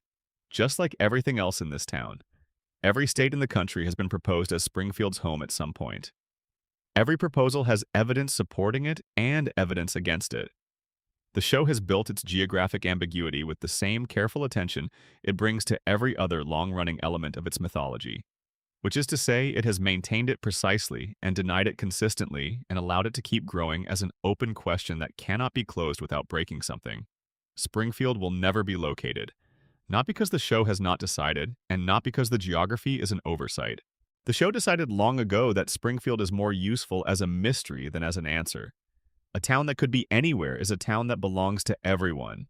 A town that belongs to everyone is a town that cannot be shut down, or escaped, or fully assessed from the outside. It is everywhere, which means it is nowhere, which means it is yours, wherever you are right now listening to this. Springfield is the town you grew up in, and the town you left, and the town you went back to, and the town that was somehow different each time you returned. and somehow always exactly the same.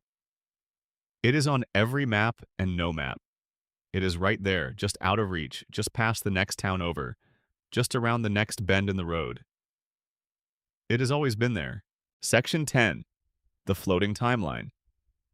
Why nobody ages. Breathe for a moment. We have been in Springfield for a while now. We have walked through its contaminated streets and peered into its hospital rooms and followed the money up the hill to Burns's mansion and back down again to the couch on Evergreen Terrace, where Homer is always just arriving home, always just settling in, always just at the beginning of another evening that will end the way evenings in Springfield always end, with everything intact, with everything exactly as it was. And this, the final theory, the one that sits at the center of everything else and draws all the other threads into it, is the one about time. Or rather, the one about the absence of time. The one about what it means that 36 years have passed in the world outside Springfield and 0 years have passed inside it. Bart Simpson was 10 years old when The Simpsons debuted in December of 1989. He is 10 years old right now. Lisa was 8. She is still 8. Maggie was 1. She is still 1. Homer and Marge were somewhere in their mid-30s, young parents still figuring out what their life together was going to look like over the long term. They are still in their mid-30s. The world has changed around them in every possible way. Technology has transformed beyond recognition. Politics has cycled through crises that would have been unimaginable in 1989. The cultural landscape of America has shifted again and again. The internet happened. Everything that came after the internet happened. The children who watched the first episode in 1989 are now in their 40s, with children of their own who may themselves have children by now. And on Evergreen Terrace, it is still the same Sunday evening, the same couch, the same television, the same family arranging itself in the same configuration and settling in for another week. This is what the industry calls a floating timeline. The show's present is always the viewer's present. The year in the episode is the year the episode airs. The references are contemporary. The technology is current, but the characters do not accumulate age the way people who live in time accumulate it. They exist in a state of temporal suspension, moving through an ever-changing present without ever carrying the weight of the past forward with them. It is the standard approach for long-running animated shows. The Flintstones did it. Scooby-Doo did it. Most animated series default to some version of the floating timeline, because the alternative, allowing the characters to age in real time, would eventually require the show to end or to become something fundamentally different from what it started as. So nobody asks about it, usually. It is just how animated shows work. But The Simpsons has been running long enough that the floating timeline has created contradictions so large and so impossible to ignore that they have started to fracture the foundation of the show's internal reality in ways that the usual explanation does not fully address. The most obvious fracture is Homer and Marge's origin story. When the show began, their shared history was rooted in the 1970s and early 1980s. They met in high school during a specific era with specific era-appropriate cultural markers. The music was from that period. The fashion was from that period. The cultural events that shaped their teenage years were the events of the late 1970s. Homer's awkward courtship of Marge was set against a backdrop of disco and Watergate and the specific texture of late American decade malaise. But the floating timeline has been dragging the present forward for 36 years. If Homer and Marge are still in their mid-30s in 2025, they were not teenagers in 1978. They were teenagers around 2005. Their high school years were not defined by disco and the aftermath of Vietnam. They were defined by MySpace and the early internet and a completely different cultural landscape. The show has accommodated this by rewriting their backstory multiple times. Their origin story has been told and retold in flashback episodes that keep moving the era forward to maintain the arithmetic of the floating timeline. They were hippies. Then they were grunge fans. Then they were something approximating millennials. The love story remains the same. The era keeps sliding. Homer and Marge do not have a fixed past. They have a version of the past that is revised every few years to fit the current arithmetic. Their memories are unstable. Their history is a draft that gets updated whenever the timeline demands it. And the show treats this as normal. Because within the logic of a floating timeline, it is normal. Characters do not have histories in the permanent sense. They have approximations. Whatever backstory is needed to make the current episode function is the backstory that exists. When the next episode needs a different one, the previous version is retired without ceremony. Now bring the theories to bear on this, all of them at once because they all arrive at the same place from different starting points. The coma theory says nobody ages because they exist inside the frozen mind of an unconscious man. Homer's brain cannot imagine his children growing up because he was not there to see it happen.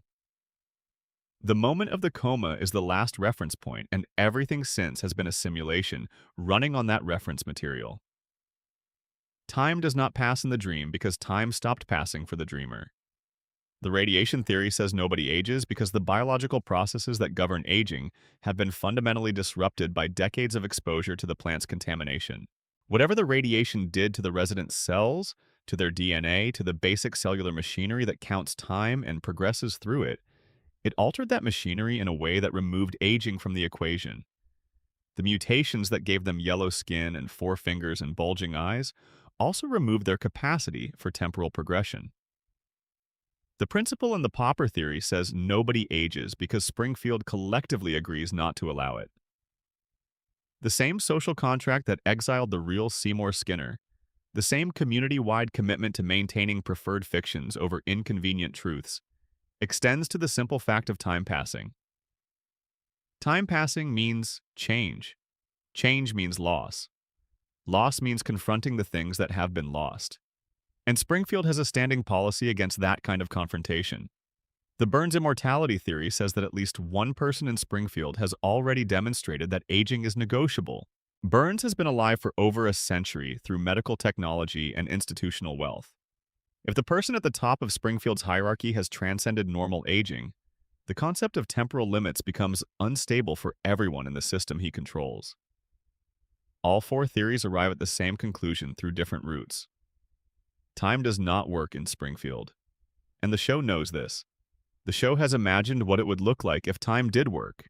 If the characters were allowed to age, if the floating timeline were allowed to land, and the characters allowed to become who time would make them.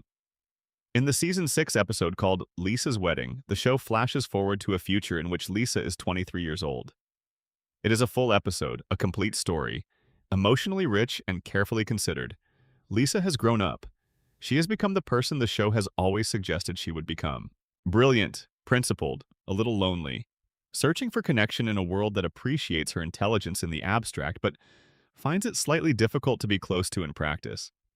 The episode proves that the show can imagine its characters as adults. It can see who they would become. It can tell those stories. It chooses not to. Lisa returns to being 8. The future is locked away. The flash forward closes like a window that was opened briefly to let in some air and then sealed again against the weather outside. The show can imagine growth. It refuses to allow it. And this is where the floating timeline becomes something more than a production convention. It becomes a statement about America.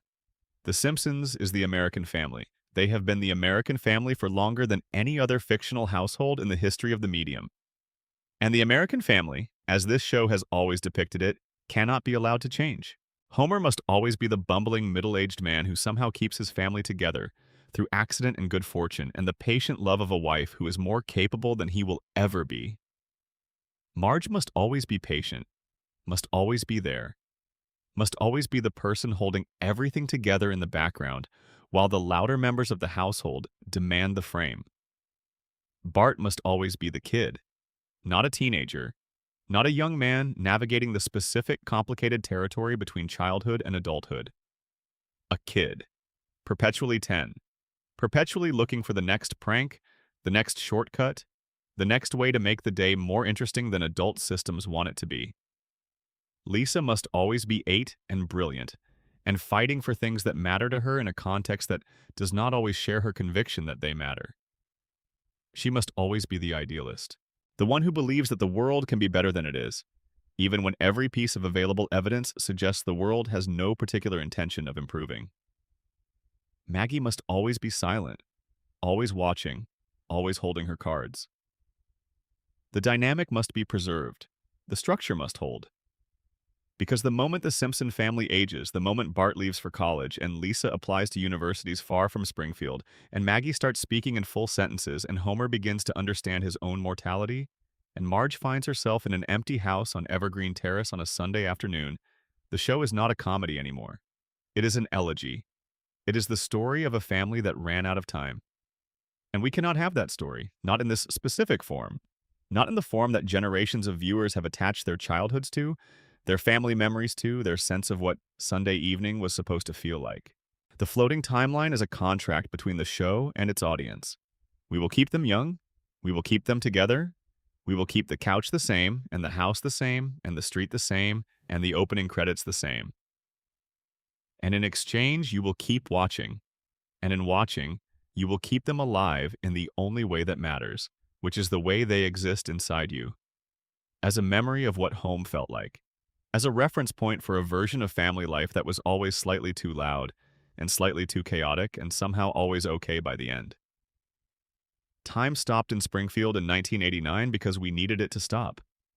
We pressed pause on a family that looked enough like ours to feel like ours, and we have been pressing pause for 36 years, and the thing we have been pausing is not really a cartoon at all. It is the version of ourselves that was young enough to watch the first episode. The version that sat on a couch that is now gone or in someone else's house, in a family configuration that has long since rearranged itself, watching a show about a family that would never rearrange, and feeling, in some part we might not have had words for at the time, a profound relief. As long as the Simpsons are frozen, we have a place to go back to. As long as Bart is 10, we can still find the 10-year-old in ourselves. As long as the timeline floats, we do not have to watch it land. The loop is not their prison. It is ours. We built it. We maintain it. We tune in every week to confirm that the walls are still standing and the family is still intact, and the Sunday evening on Evergreen Terrace is still happening in the permanent present tense. And every time we laugh, every time we quote a line from an episode that aired before we were born, every time we sit down and let the theme song carry us back, we tighten the loop a little more. We make it a little harder for them to escape. Because if they escape, if the timeline stops floating and starts landing, if Bart turns 11 and Lisa turns 9 and Maggie finally says her second word, then the show ends. And the show ending means admitting that the family we thought of as ours was always borrowed. That the version of America it represented, the chaotic, resilient, forever optimistic working-class family on a street that could be any street in any town, was always temporary, was always fragile, was always one birthday away from dissolving into something we would not recognize anymore. So we do not let the birthday come. We keep watching. We keep pausing. We keep Springfield exactly as it was the first time we found it. And there it stays exactly as it always was, warm and impossible and ours forever. Section 11. Hans Moleman and the Endless Death Cycle. There is a man in Springfield whom you have seen die. Many times. If you have watched The Simpsons for any meaningful stretch of time, you know this man, even if you do not know his name.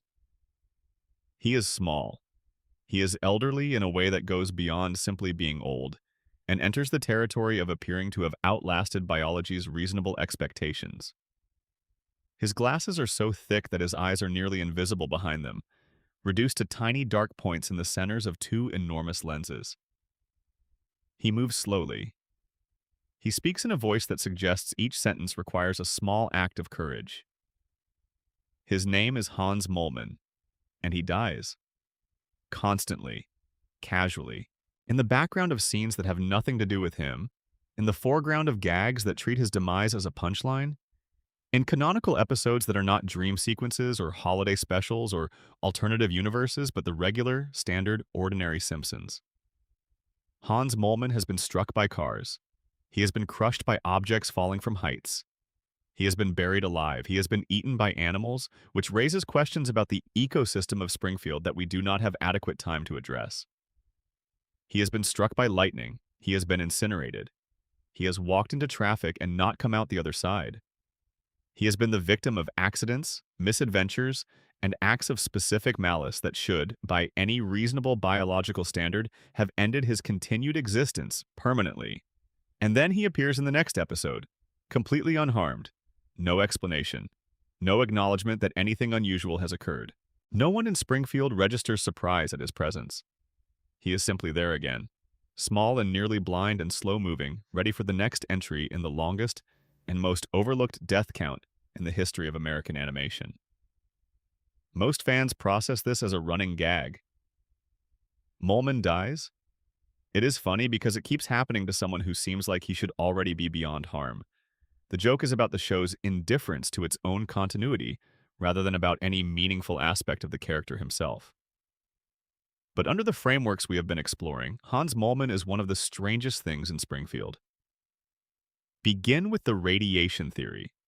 If the plant's contamination has mutated the biology of Springfield's residents in ways that affect each person differently, depending on some combination of genetic factors and cumulative exposure, then Moleman might represent the most extreme mutation on the spectrum. A man whose cellular biology has been so thoroughly altered by decades of nuclear exposure that his body can reconstitute itself after fatal trauma. Homer endures damage and heals at an accelerated rate. Homer survives things that should kill him because his mutated physiology processes injury differently than normal human biology would. But Homer does not die. He is incapacitated. He recovers. He continues. The damage does not cross the threshold into actual death. Moleman crosses that threshold repeatedly. His body ceases to function. By every available external measure, the biological processes that sustain life have stopped. And then, without intervention or explanation, they start again. Moleman does not survive his deaths in the way Homer survives injuries. He dies, and then he does not remain dead. If the radiation can do that, if the contamination from the plant has altered Springfield's biological substrate enough to give certain residents what amounts to cellular resurrection capability, then Moleman is not a gag character. He is evidence. The most extreme evidence available of what the plant's long-term contamination does to living organisms at the cellular level. He is also, by the way, 31 years old. Moleman stated his age as 31 in an episode that took the information seriously enough to include it. 31. Look at him. His body presents as the body of someone in their late 80s or 90s. Something aged him catastrophically, took a man in the early years of adulthood, and compressed the visible evidence of decades onto his frame in a way that has no ordinary biological explanation. Something also made him nearly indestructible despite his apparent fragility. Something that accelerates certain biological processes to an extreme and then prevents the final terminal process from becoming permanent. The radiation theory has an answer for this. A mutation that dramatically accelerates cellular aging in one direction, while simultaneously providing a regenerative capacity in another. A biological system so fundamentally altered by nuclear exposure that it has stopped operating by the rules that govern uncontaminated human biology. If the coma theory is running alongside all of this, Moleman serves a different function in the dream. He is a background process. A minor character in Homer's unconscious simulation, a piece of the environment that Homer's dreaming mind does not care enough about to maintain, with complete consistency. When the dream needs Moleman to die as part of a gag, he dies. When the next scene needs the background of Springfield to be populated, the dream simply restores him without explanation. Because the dream does not track the consequences of background processes with the same care it gives to the primary characters. Moleman, in this reading, is not a person in the dream. He is a prop. A piece of furniture that Homer's unconscious mind occasionally breaks and then reassembles because the dream requires a certain density of secondary characters to feel real. His deaths are not deaths. They are the dream briefly losing the thread of a minor element before picking it back up again. If the collective denial theory from the principal and the pauper is the operating framework, Moleman's death cycle is simply another thing Springfield has agreed not to notice.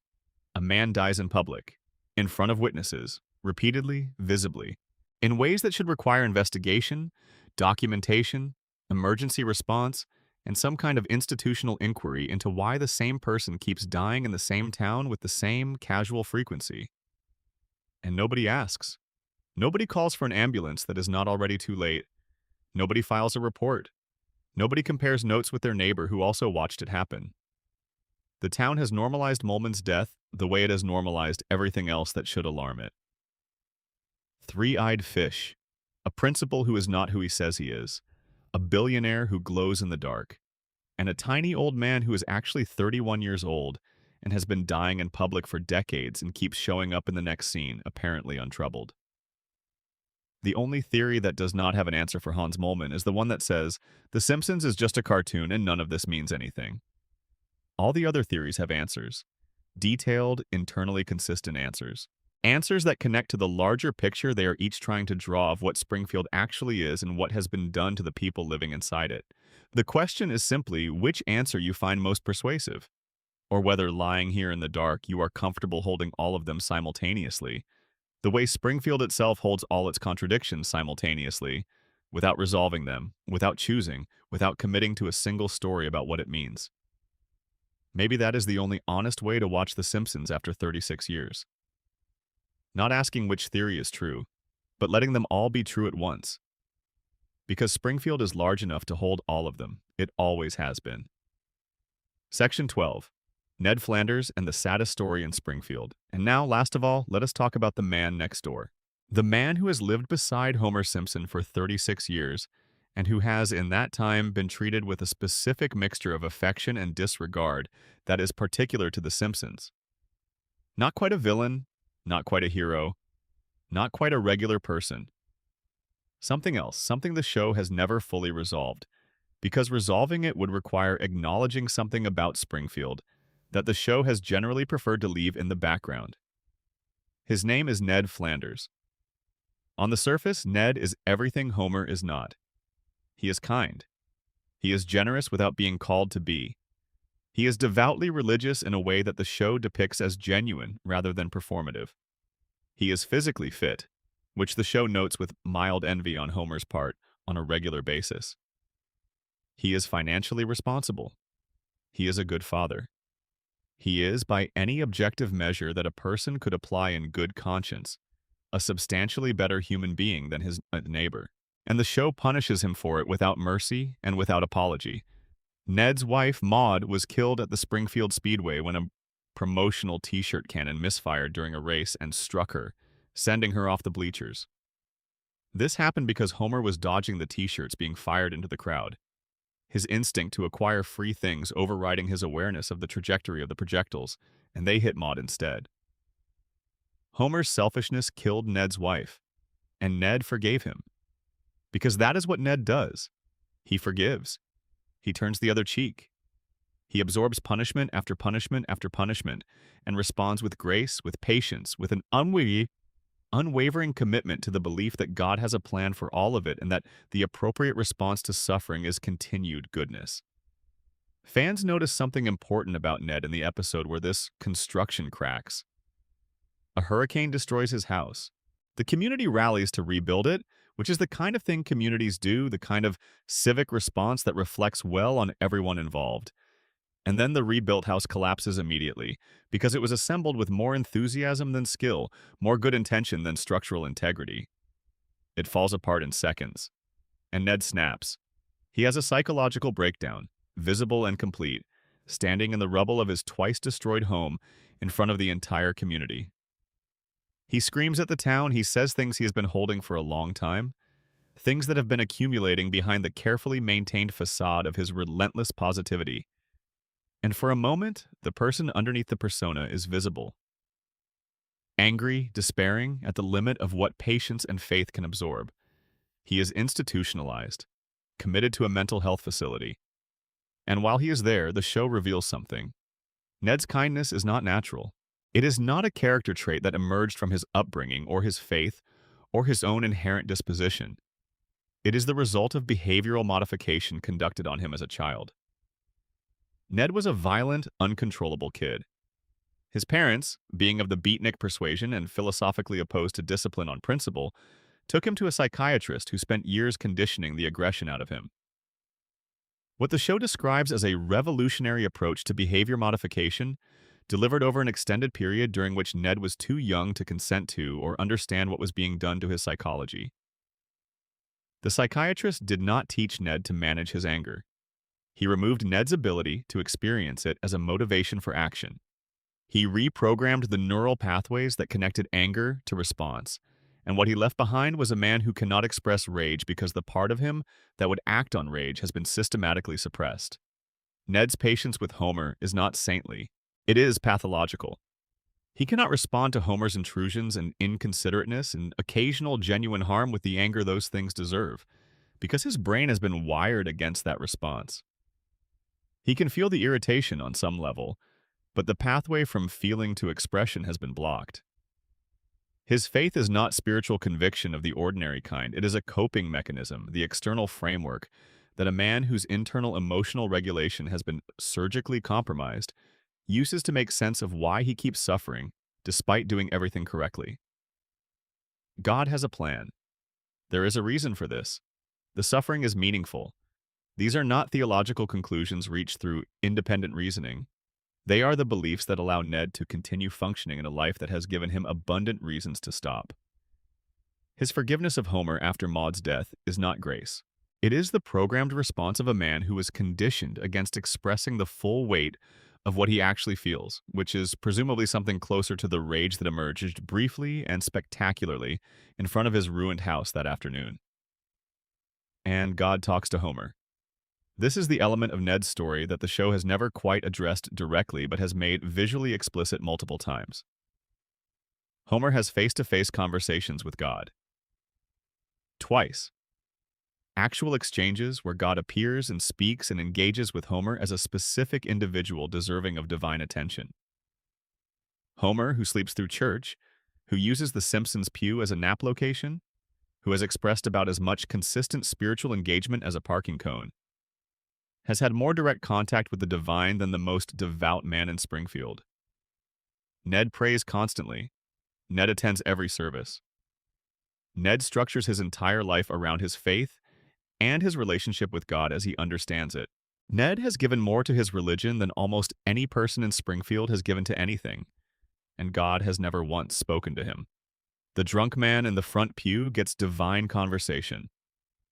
The man in the back who is genuinely listening gets silence. This is not an accident of the show's storytelling. It is a thesis statement. The Simpsons is telling you something specific about how reward and suffering are distributed in Springfield. Goodness is not protected. Kindness is not a shield. Faith is not answered. The system, whether it is Burns's economic empire or the radiation's cognitive damage, or the collective social contract of denial, does not care about moral behavior. It rewards compliance and it punishes visibility. And Ned Flanders is the most compliant man in Springfield. He was engineered to be compliant before he was old enough to choose whether compliance was what he wanted. And his reward for this compliance, for a lifetime of doing everything right by every measure available to him, is a dead wife, a destroyed house, a neighbor who will never fully appreciate what is next door to him, and a God who spends his divine attention on someone who does not spend a moment thinking about deserving it. Homer Simpson is what happens when you do everything wrong in a system that does not punish wrongness.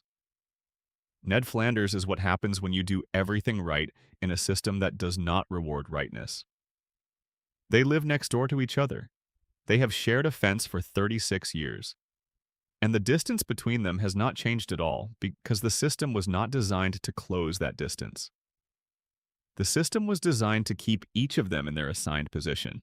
Homer at the plant, Ned at the church, Burns in the mansion, Molman in the ground. Skinner not quite Skinner, Maggie watching from the playpen, Lisa fighting the same fights, Bart causing the same trouble. Everyone exactly where the loop requires them to be. The loop does not break. The loop has never broken. And after 36 seasons of watching it run, there is something almost meditative about it. Something that, if you let your eyes close and let the voices become a soft background presence, starts to feel less like a problem to be solved and more like the nature of things. The way rivers run, the way seasons come around, the way families have dinners and argue and forgive and have the same dinner next week. Springfield runs, the loop turns, and somewhere in the back of the house, in the quiet space between the living room noise and the bedroom, Maggie is watching. Closing. Everything comes back to Springfield. We have spent a long time in Springfield tonight. We walked through the contaminated streets and breathed the faintly greenish air and stood on the banks of the river where the fish swim with their extra eye. We sat beside Homer's hospital bed in 1993 and watched the monitor and wondered whether the man in the bed ever actually came back. We stood in the parking lot outside the town meeting and asked the question that the show has been asking for 30 years without providing an answer. We climbed the hill to Burns's mansion and thought about what it means to be too expensive to die. We sat in the elementary school auditorium and watched the real Seymour Skinner get tied to a train and sent away from his own story. We looked at Maggie and her playpen and thought about what she might be planning. We traced the arc of Mona Simpson's life from a Springfield kitchen in 1969 to a hospital room decades later, and we saw the shape of what Burns took from Homer before Homer was old enough to know what he had. We tried to find Springfield on a map and found it everywhere and nowhere. We watched the calendar refuse to turn. Every theory we have explored tonight arrived at a different starting point and a different set of evidence and a different mechanism. The radiation theory says the plant is the cause of everything. The coma theory says everything since 1993 is a dream. The denial theory says the town chooses its own forgetting. The Burns immortality theory says wealth can purchase permanence. The prediction theory says the show has been reading America's future by reading its present carefully enough.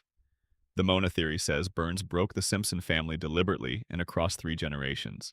The geography theory says the town is everywhere because it needs to be nowhere.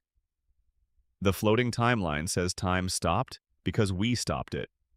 Different starting points, different mechanisms, different conclusions about the specific nature of what is wrong. And all of them arriving at the same destination. Something is broken in Springfield. Something fundamental, something structural, something that goes deeper than animation style or production convention, or the usual explanations that get offered when someone looks too closely at this particular corner of fictional America. Whether it is the radiation, or the dream, or the denial, or the money, or the confirmation bias, or the grief, or the collective social contract, or the simple human refusal to let go of the thing you love most, something has made Springfield impossible. And the show has been documenting that impossibility for 36 years with the patient, accumulative honesty of something that knows it is telling a truth and is content to tell it slowly. The theories exist because people looked at Springfield and refused to accept the surface. They dug, they connected, they asked the questions that the characters inside the show cannot ask because the characters are trapped in the loop, and the loop does not permit that kind of questioning. The loop only permits the same questions to not quite be asked in the same way every week, and for the same answers to not quite be given, and for everyone to go home feeling like something almost came into focus, but did not. Quite. And in the space that almost coming into focus creates, the theories live. What they found underneath the jokes and the couch gags and the years and years of Homer falling down and getting back up is a version of Springfield that is stranger and sadder and more honest and more beautiful than the version the show presents at face value. A version where Homer's stupidity is the scar left by a system that broke his family before he had the language to describe what was happening. Where Maggie's silence is the smartest thing anyone in the family has ever done. Where Burns's immortality is the logical conclusion of what happens when wealth is allowed to become its own justification without limit or consequence. Where Marge's patience is not a character trait but the foundation that the entire fragile structure stands on, the thing that if it shifted even slightly would cause everything to come down at once. Where Bart's chaos is the only fully honest response to a world that has stopped making sense and then asked you to act like it hasn't. And where Lisa, 8 years old and brilliant and fighting for things that matter, in a context that has not yet decided whether they matter, keeps asking questions that nobody wants to answer. Because she is the only person in Springfield who has not stopped looking. She is still looking. She is 8 years old and she has been looking for 36 years and she has not stopped. Not because she expects to find the answer, but because the alternative to looking is pretending not to see, and Lisa Simpson has never in her life been able to pretend not to see something once she has seen it. That is her gift. That is also her curse. And maybe tonight, in the quiet space between one thought and the next, it is the thing worth holding on to as you let Springfield go dark and let the voices fade. The fact that someone is still looking. The fact that after 36 years of Springfield doing what Springfield does, of the loop running and the timeline floating and the fish having 3 eyes and the billionaire refusing to die, There is still an 8-year-old girl with a saxophone who will not accept that this is simply how things are, who will not stop asking the most basic question a living thing can ask. Why are we all like this? And who will not stop waiting for an answer worth having. Let Springfield go quiet now. Let the cooling towers stand against the dark sky. Let the river run below the plant, greenish and still. Let Homer find his way home for the 1,000th time. Let the screen door swing shut. Let Marge look up from whatever she is doing in the kitchen, and let the expression on her face be something between exasperation and love, which is the expression she has always worn, which is the expression that holds the whole thing together. Let Bart be somewhere in the house, planning something. Let Lisa be upstairs with her saxophone, the golden sound of it drifting down through the floorboards like a question. Let Maggie watch from her playpen with those enormous eyes, patient, aware, waiting for the right moment that only she knows is coming. Let Burns be in his mansion, alive. Let Ned be next door, forgiving. Let the loop run. Let the dream continue. Let the timeline float. And let Springfield be exactly what it has always been. Everywhere. Nowhere. Yours. Good night. Iga. End of script. Total approximate word count, 42,000 plus words. Sections, 12 major sections plus closing. Optimized for 11 labs, voiceover generation. Conversational pacing, sentence variety, no special characters that interfere with TTS, natural pause points at paragraph breaks. Note for production. The script is written for a calm, measured narration pace. Sentences are varied in length to create natural rhythm. The tone moves between meditative, analytical, and emotionally resonant without sharp tonal breaks. Ideal delivery pace is approximately 130 to 150 words per minute for maximum retention and sleep aid effectiveness. Each section opens with a scene-setting passage to reorient the listener before moving into theory analysis.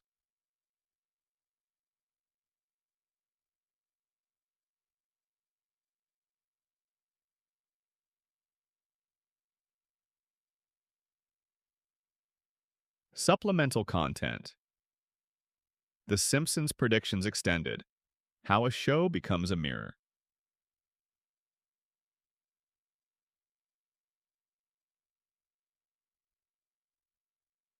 Let us spend a little more time with the mechanism of the predictions, because understanding how the trick works does not fully explain why it feels so compelling to watch. And that gap between the explanation and the feeling is where the most interesting observation lives.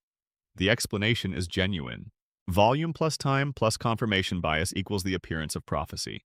The show has produced more satirical content over a longer period than any comparable program in history. The writers are unusually educated and analytically capable observers of American culture, and the internet selects for the hits while discarding the misses.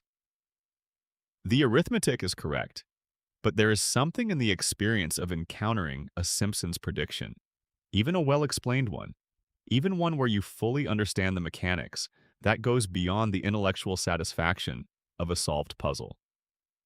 The feeling persists after the explanation. You understand why it happened, and you still feel something. Part of that feeling is about time. When you watch an episode from 1993 that seems to anticipate something that happened in 2023, you are experiencing 30 years of cultural distance compressed into a single moment of recognition. You are inhabiting two time periods simultaneously, the moment when the joke was made and the moment when it became true, and the gap between them, that 30-year span of American life during which things changed and continued changing and kept changing in ways no one fully predicted, is suddenly visible as a single object. You can see the shape of it. That is a strange and specific experience. It does not happen very often.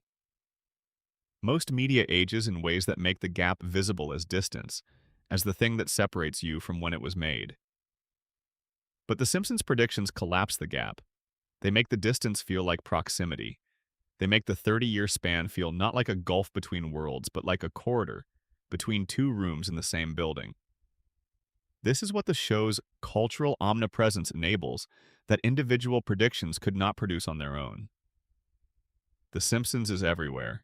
It is in the cultural vocabulary of every generation that has been alive in America since 1989. People who were children when it premiered are now middle-aged. Their children have grown up with the show's reruns as a constant background. References from the show appear in places where the person making them may not know the origin, the way that certain phrases enter the language and lose their attribution.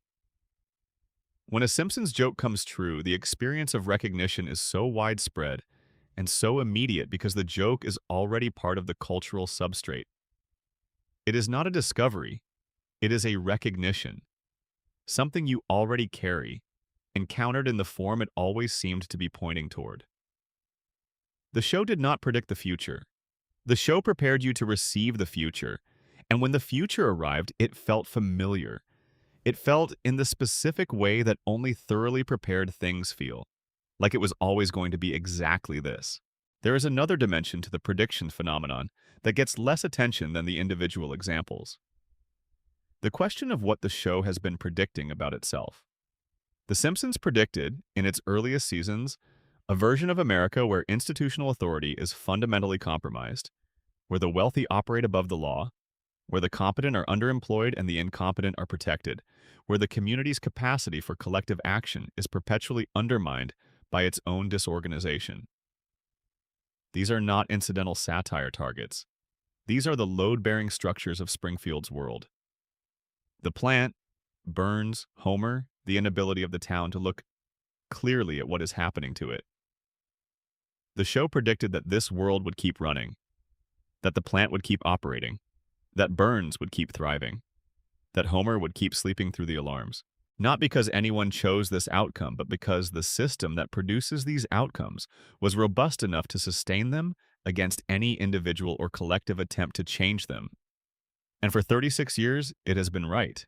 The world the show depicted in 1989, the world of the captured regulatory system, and the untouchable billionaire and the population too busy and too distracted to mount sustained resistance, is recognizably present in the world outside Springfield in 2025.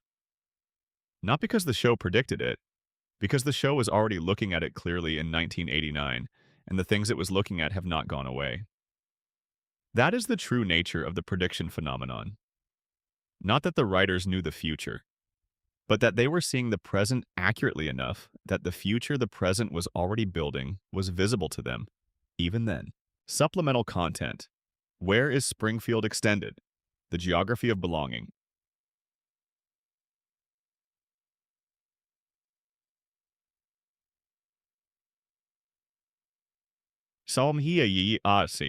There is something worth sitting with about Springfield's geographic impossibility that goes beyond the analytical and into something a little more personal. Every viewer of The Simpsons has, at some point, experienced the feeling of recognition, the sense that Springfield is their town, not a town like their town, their town. The specific quality of the streets, the specific texture of the institutional buildings, the specific kind of commercial strip along the main road, with its combination of small local businesses and chain establishments, and the particular light at certain hours of the day that makes everything look both familiar and slightly unreal. This feeling is not accidental. The show has been carefully manufacturing it for 36 years, and the geographic impossibility is one of the primary tools it uses to maintain the manufacture. Springfield has mountains, and the mountains look like the mountains you have seen. Springfield has ocean, and the ocean looks like the ocean you remember from a specific afternoon. Springfield has flat Midwestern farmland, visible from certain angles, and the farmland looks like the farmland you drove through once on a long trip and watched out the window as the car moved through it. Springfield has all of these things simultaneously and in impossible proximity because the show has assembled them from the aggregate of all the landscapes that American viewers carry in their memory. You recognize Springfield because Springfield is partly made of you, not of your specific memories, but of the accumulated landscape impressions of everyone who has ever watched the show, the shared visual vocabulary of American geography that anyone who has grown up in or traveled through the country carries as a kind of internal atlas. Springfield is assembled from that atlas. It is the compilation of all the places that Americans recognize, made into a single impossible place that everyone can claim. This is why the geographic answer matters less than the geographic question. If Springfield were definitively placed in Oregon, it would belong to people who know Oregon. If it were in Kentucky, it would be the Kentucky people's town.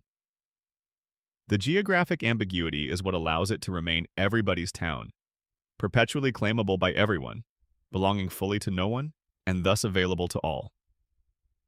There is a town behind your eyes right now, the town you grew up in, or the town you lived in for the years that mattered most, or the town you drove through once on the way to somewhere else and felt for a moment that if you had stopped the car, you might have found something you had been looking for. That town is probably not called Springfield, but it has the same quality that Springfield has. The quality of being exactly familiar and exactly impossible at the same time. Of being the place you came from and the place you never left, and the place you will always be going back to, even when you are not moving at all. Springfield is that place. It is everywhere because that place is everywhere. And it is nowhere on any map because that place is not on any map. It is only in you, where it has always been, where it will always be, waiting for you to sit quietly for a while and let it come forward. Supplemental content, the principal and the pauper extended, truth as exile. What happened to the real Seymour Skinner is one of the most persistently haunting outcomes in The Simpsons history. Not because it is the most dramatic or the most visually arresting, but because it is the most honest. He survived a prisoner of war camp. He did not survive comfortably or in the abstract. He survived in the specific, grinding, daily way that survival in those conditions requires, through a combination of will and luck, and the kind of adaptability that people discover in themselves only when the alternative to discovering it is not surviving. He endured. He waited. He found a way out. He came home. And Springfield took his life away from him, not metaphorically. They literally tied him to a train and sent him away from the town he came home to reclaim, the mother he came home to return to, the identity he came home to inhabit again after years of it being held by someone else. The town voted on whether the truth mattered, and the truth lost. Think about the specific quality of that vote. It was not rushed. It was not panicked. The community gathered with full knowledge of the situation. Both men present, the evidence clear, and they deliberated. They considered. They arrived at their verdict through a genuine process of communal decision-making. And they decided that the person who had the truth on his side was less valuable than the person who had been filling the role for 20 years. This is not about which Skinner was better at the job. Principal Skinner, Armin Tamzarian, had been doing the job for 2 decades, and by most measures had been doing it adequately. The real Seymour Skinner had no institutional history with Springfield Elementary. He was a stranger to most of the students and many of the staff. From a purely functional standpoint, the argument for continuity over truth was not absurd, but the town did not vote for continuity as a practical matter. They voted to exile truth itself. They made it legally criminal to acknowledge what was real. They created a law specifically designed to punish anyone who attempted to maintain contact with the actual facts of the situation. This is the mechanism that the radiation theory and the coma theory and the collective denial theory are all describing from different angles. Springfield does not merely forget the things it finds inconvenient. Springfield actively criminalizes the remembering of them. The social compact is not just silence, it is enforced silence. It is the exile of anyone who insists on speaking the inconvenient thing. The real Seymour Skinner is out there somewhere, on a train headed away from the place he spent years surviving a POW camp to return to. He has the truth on his side. He has the actual documented record of his own identity. He has everything except the community's willingness to acknowledge it. He is the canary in Springfield's coal mine. The test case for whether the town is capable of honoring the truth when the truth arrives in a form it cannot deny. It failed the test. It failed with a court decree and a rope and a train car. And life in Springfield continued exactly as before, with its elected principal and its floating timeline, and its cracked cooling towers and its yellow-skinned residents who do not wonder why the sky is green and the fish have 3 eyes. The last honest man in Springfield is somewhere beyond its borders now. The rest of them stayed. Hi.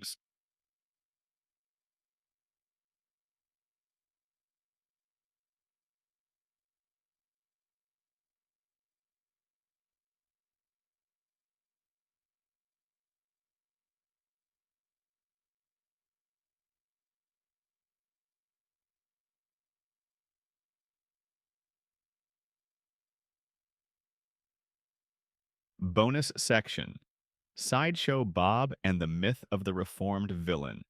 There is a question that fans of The Simpsons have been asking for decades, quietly, in the way you ask questions that do not have clean answers. It goes something like this: why does Sideshow Bob keep coming back? Not in the narrative sense. We understand that he is a beloved character, that Kelsey Grammer's voice is one of the most distinctive and warm in television history, that his episodes tend to be among the funniest and most carefully crafted in the show's long run. We understand all of that. The question is deeper than craft.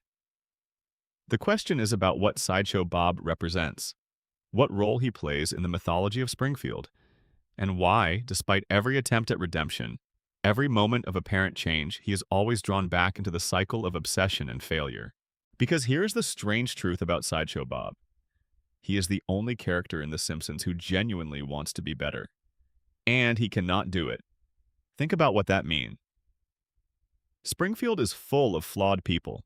Homer is irresponsible, impulsive, and often thoughtless.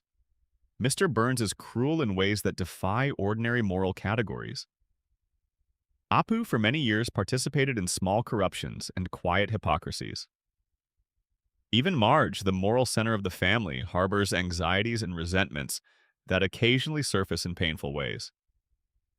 But none of these characters are particularly tormented by their flaws.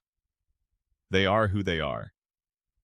Springfield is a town that has made a kind of peace with human imperfection. Sideshow Bob is different. He is a man of genuine culture and genuine aspiration. He loves opera. He reads great literature. He speaks with precision and passion about art, about civilization, about the things that make human life worth living. His contempt for what he considers base and vulgar, most famously, his murderous hatred of the television program Krusty the Clown, and by extension, the entire dumbed-down entertainment complex that Krusty represents, is not merely snobbery. It comes from somewhere real. It comes from a person who actually believes that life should be beautiful, that culture should elevate rather than degrade, that human beings are capable of something more than the endless cycle of consumption and distraction. And then, almost immediately after articulating some magnificent vision of human potential, he tries to kill a 10-year-old boy. This is the core of the Sideshow Bob tragedy, and it is a tragedy in the classical sense. He is not simply a villain who happens to be funny. He is a man whose highest values are constantly undermined by his lowest impulses. His love of beauty cannot survive his hatred of Bart.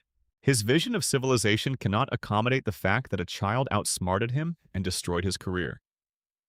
He is, in the most precise psychological sense, a man divided against himself.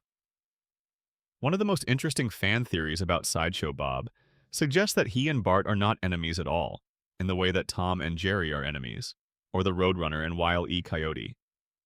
They are, according to this reading, something much stranger and more intimate. They are mirrors. Each one is defined entirely by the existence of the other. Bart's cleverness only fully manifests in opposition to Bob's menace. Bob's sophistication only becomes vivid when contrasted with Bart's chaotic, instinctive survival intelligence. Remove either one from the equation, and something essential is lost. There is textual support for this reading, and it is lovely when you find it. In the episode where Sideshow Bob actually succeeds, where he finally corners Bart, has him at his mercy, and is on the verge of completing the act he has been attempting for years, he cannot do it. He hesitates. And in that hesitation, Bart makes a request that stops everything cold. He asks Bob to perform the entire score of HMS Pinafore. And Bob does. He performs it beautifully. He performs it completely. And in that performance, something is revealed about both of them that cannot be unseen. Bob needs Bart, not to destroy him, to have him as an audience.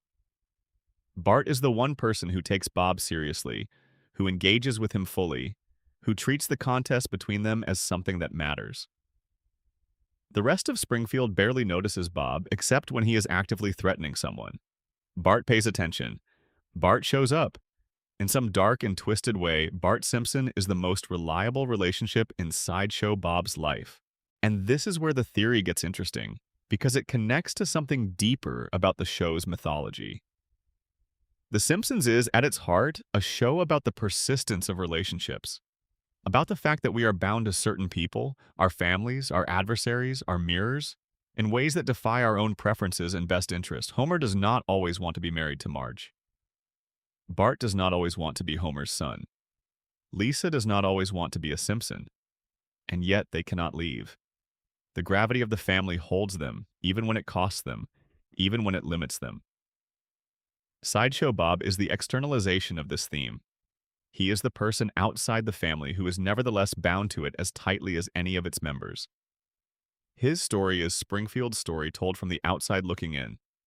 The story of a person who despises everything about this world and cannot stop returning to it. There is a version of Sideshow Bob's arc that becomes genuinely heartbreaking when you look at it with clear eyes. He has tried rehabilitation. He has tried it sincerely. There are episodes where you watch him in prison, studying, improving himself, making what appear to be genuine changes. He runs for office. He attempts legitimate political life. He falls in love. He has a son, a child of his own, and for a brief and luminous moment you think, maybe this is it. Maybe the son will be what Bart could not be. Maybe love will accomplish what hatred never could.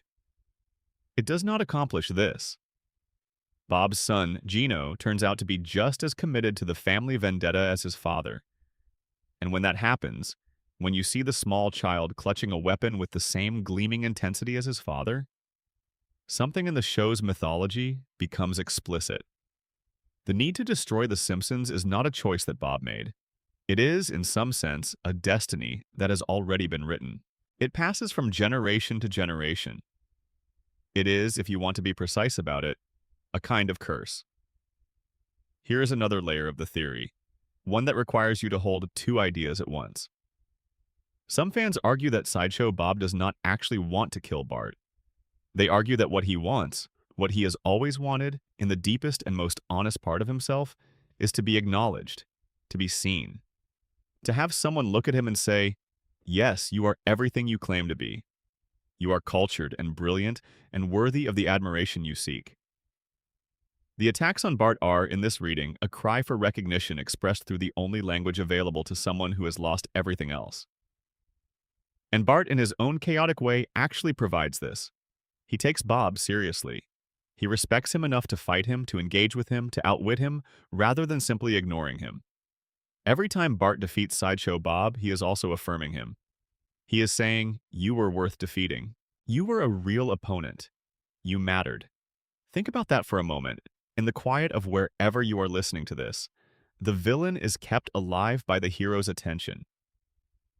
The hero is made heroic by the villain's seriousness. And neither of them can end the relationship because ending it would mean losing the thing that makes them who they are. It is not a simple story. It is not the kind of story you tell children when you want to explain the difference between good and evil. It is the kind of story you tell adults when you want to explain why people stay in situations they know are harmful to them, why we return to the same conflicts again and again, why the person who frustrates us most is often the person we think about with the most intensity. Sideshow Bob is not the monster of Springfield. He is its most honest mirror. He shows us what it looks like when a person's intelligence and sensitivity are not enough to save them from themselves. He shows us the gap between what we aspire to be and what we actually do. And he shows us, perhaps most painfully of all, that this gap does not close simply because we become aware of it. He knows exactly what he is. He has always known. And he tries again anyway. There is something almost admirable about that. There is something almost noble about a man who goes on trying in full knowledge of his own failure, who keeps returning to the contest, keeps sharpening himself against the whetstone of his enemy, keeps believing that this time the outcome will be different. It never is. But he keeps believing. And somewhere in that stubborn, ridiculous, operatic persistence, there is a portrait of the human condition so accurate that it would be funny if it were not also a little devastating. The rake. He will always step on the rake, but he will always straighten up, adjust his collar, and try again. Extended meditation. The show itself as Springfield. There is one final theory, and it is the strangest one, and it might be the truest one of all. It is a theory not about the characters, but about the relationship between the show and the people who watch it, between Springfield and the real world, between The Simpsons and time itself. The theory goes like this. The Simpsons has been running since 1989. That is not just a long time in television terms. That is a significant portion of a human life. There are people alive today who have never known a world without The Simpsons. There are people who grew up watching it with their parents who now watch it with their own children. The show has been the background music of American and global life for more than 3 decades. And in all that time, the show has never resolved. It has never ended. The characters have never grown old. The conflicts have never been finally settled. Springfield exists in a perpetual present tense, regenerating itself episode after episode, always the same and always slightly different. A world where consequences are real enough to feel but never permanent enough to destroy. Some fans argue that this is the show's deepest achievement. Not its humor, not its satire, not its occasional moments of genuine emotional power. Its deepest achievement is the creation of a world that offers continuity without change. A world you can return to, always, and find it more or less as you left it. Homer will be Homer. Marge will be Marge. Bart will be 10 years old and furious and brilliant and alive. In a world where everything changes, where people age and die and leave, where cities transform and relationships end, and the things we loved when we were children become unrecognizable. Springfield stays. It holds. It is, in the most literal sense, a home that cannot be lost. And perhaps that is why we watch it in moments of difficulty. Why it is so often playing in the background when people are sick, or grieving, or simply exhausted, and in need of something familiar. Not because it is mindless. It has never been mindless, but because it is stable. Because it offers the comfort of a world where the same people face the same kinds of troubles and emerge from them more or less intact. The Simpsons is, in the end, not a prediction machine or a conspiracy theory or a coded message or a test of its audience's intelligence. It is something much simpler and much more powerful than any of those things. It is a family. And like all families, it exists outside the normal rules of time. Like all families, it is both completely ordinary and completely unlike anything else in the world. Like all families, you carry it with you wherever you go, and it is always waiting when you come back. Sleep well. Springfield will be here when you wake up. It always is. Final meditation. Why we return. It is worth sitting with for just a moment before we close, what it means to love a television show the way millions of people have loved The Simpsons. Not casually, not in passing, but with the kind of genuine affection that makes you notice details and remember episodes and feel something real when a particular scene lands just right. There is something specific about that kind of attachment, and it is worth understanding before you drift off tonight. Television, at its best, is not really about entertainment in the shallow sense of the word. It is about the creation of a shared world. When a show becomes genuinely beloved, what happens is a kind of collective imagination. A group of people across different cities and countries and generations who have all agreed to care about the same fictional people, who have all let those fictional people matter to them.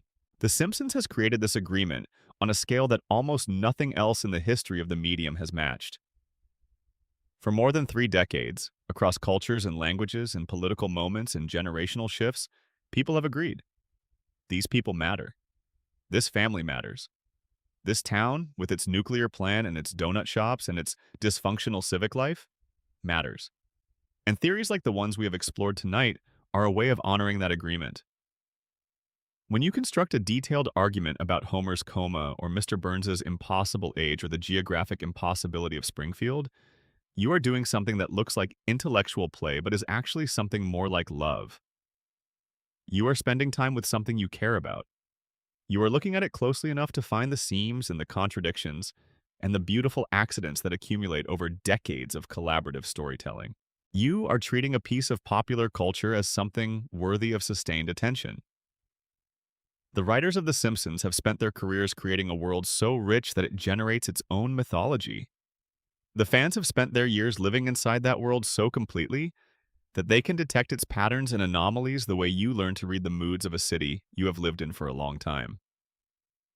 The relationship between the two, between creators and audience, is one of the more remarkable collaborative fictions in modern cultural history. And what we carry away from it, what we take into our dreams on nights like this one, is something that resists easy description. It is the particular pleasure of a world that is both ridiculous and earnest. That makes you laugh, and then, without warning, makes you feel the particular ache of recognizing something true about yourself or someone you love.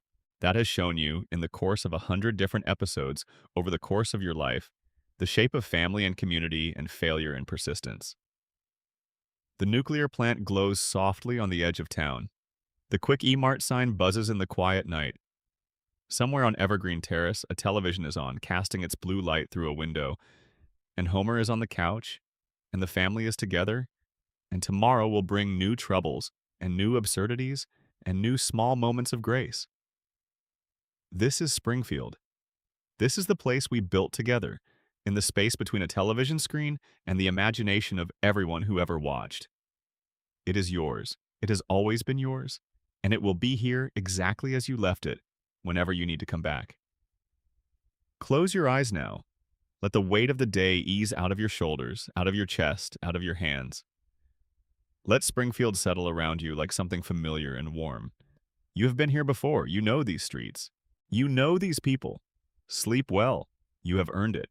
And remember, 60 seconds, that is all it takes.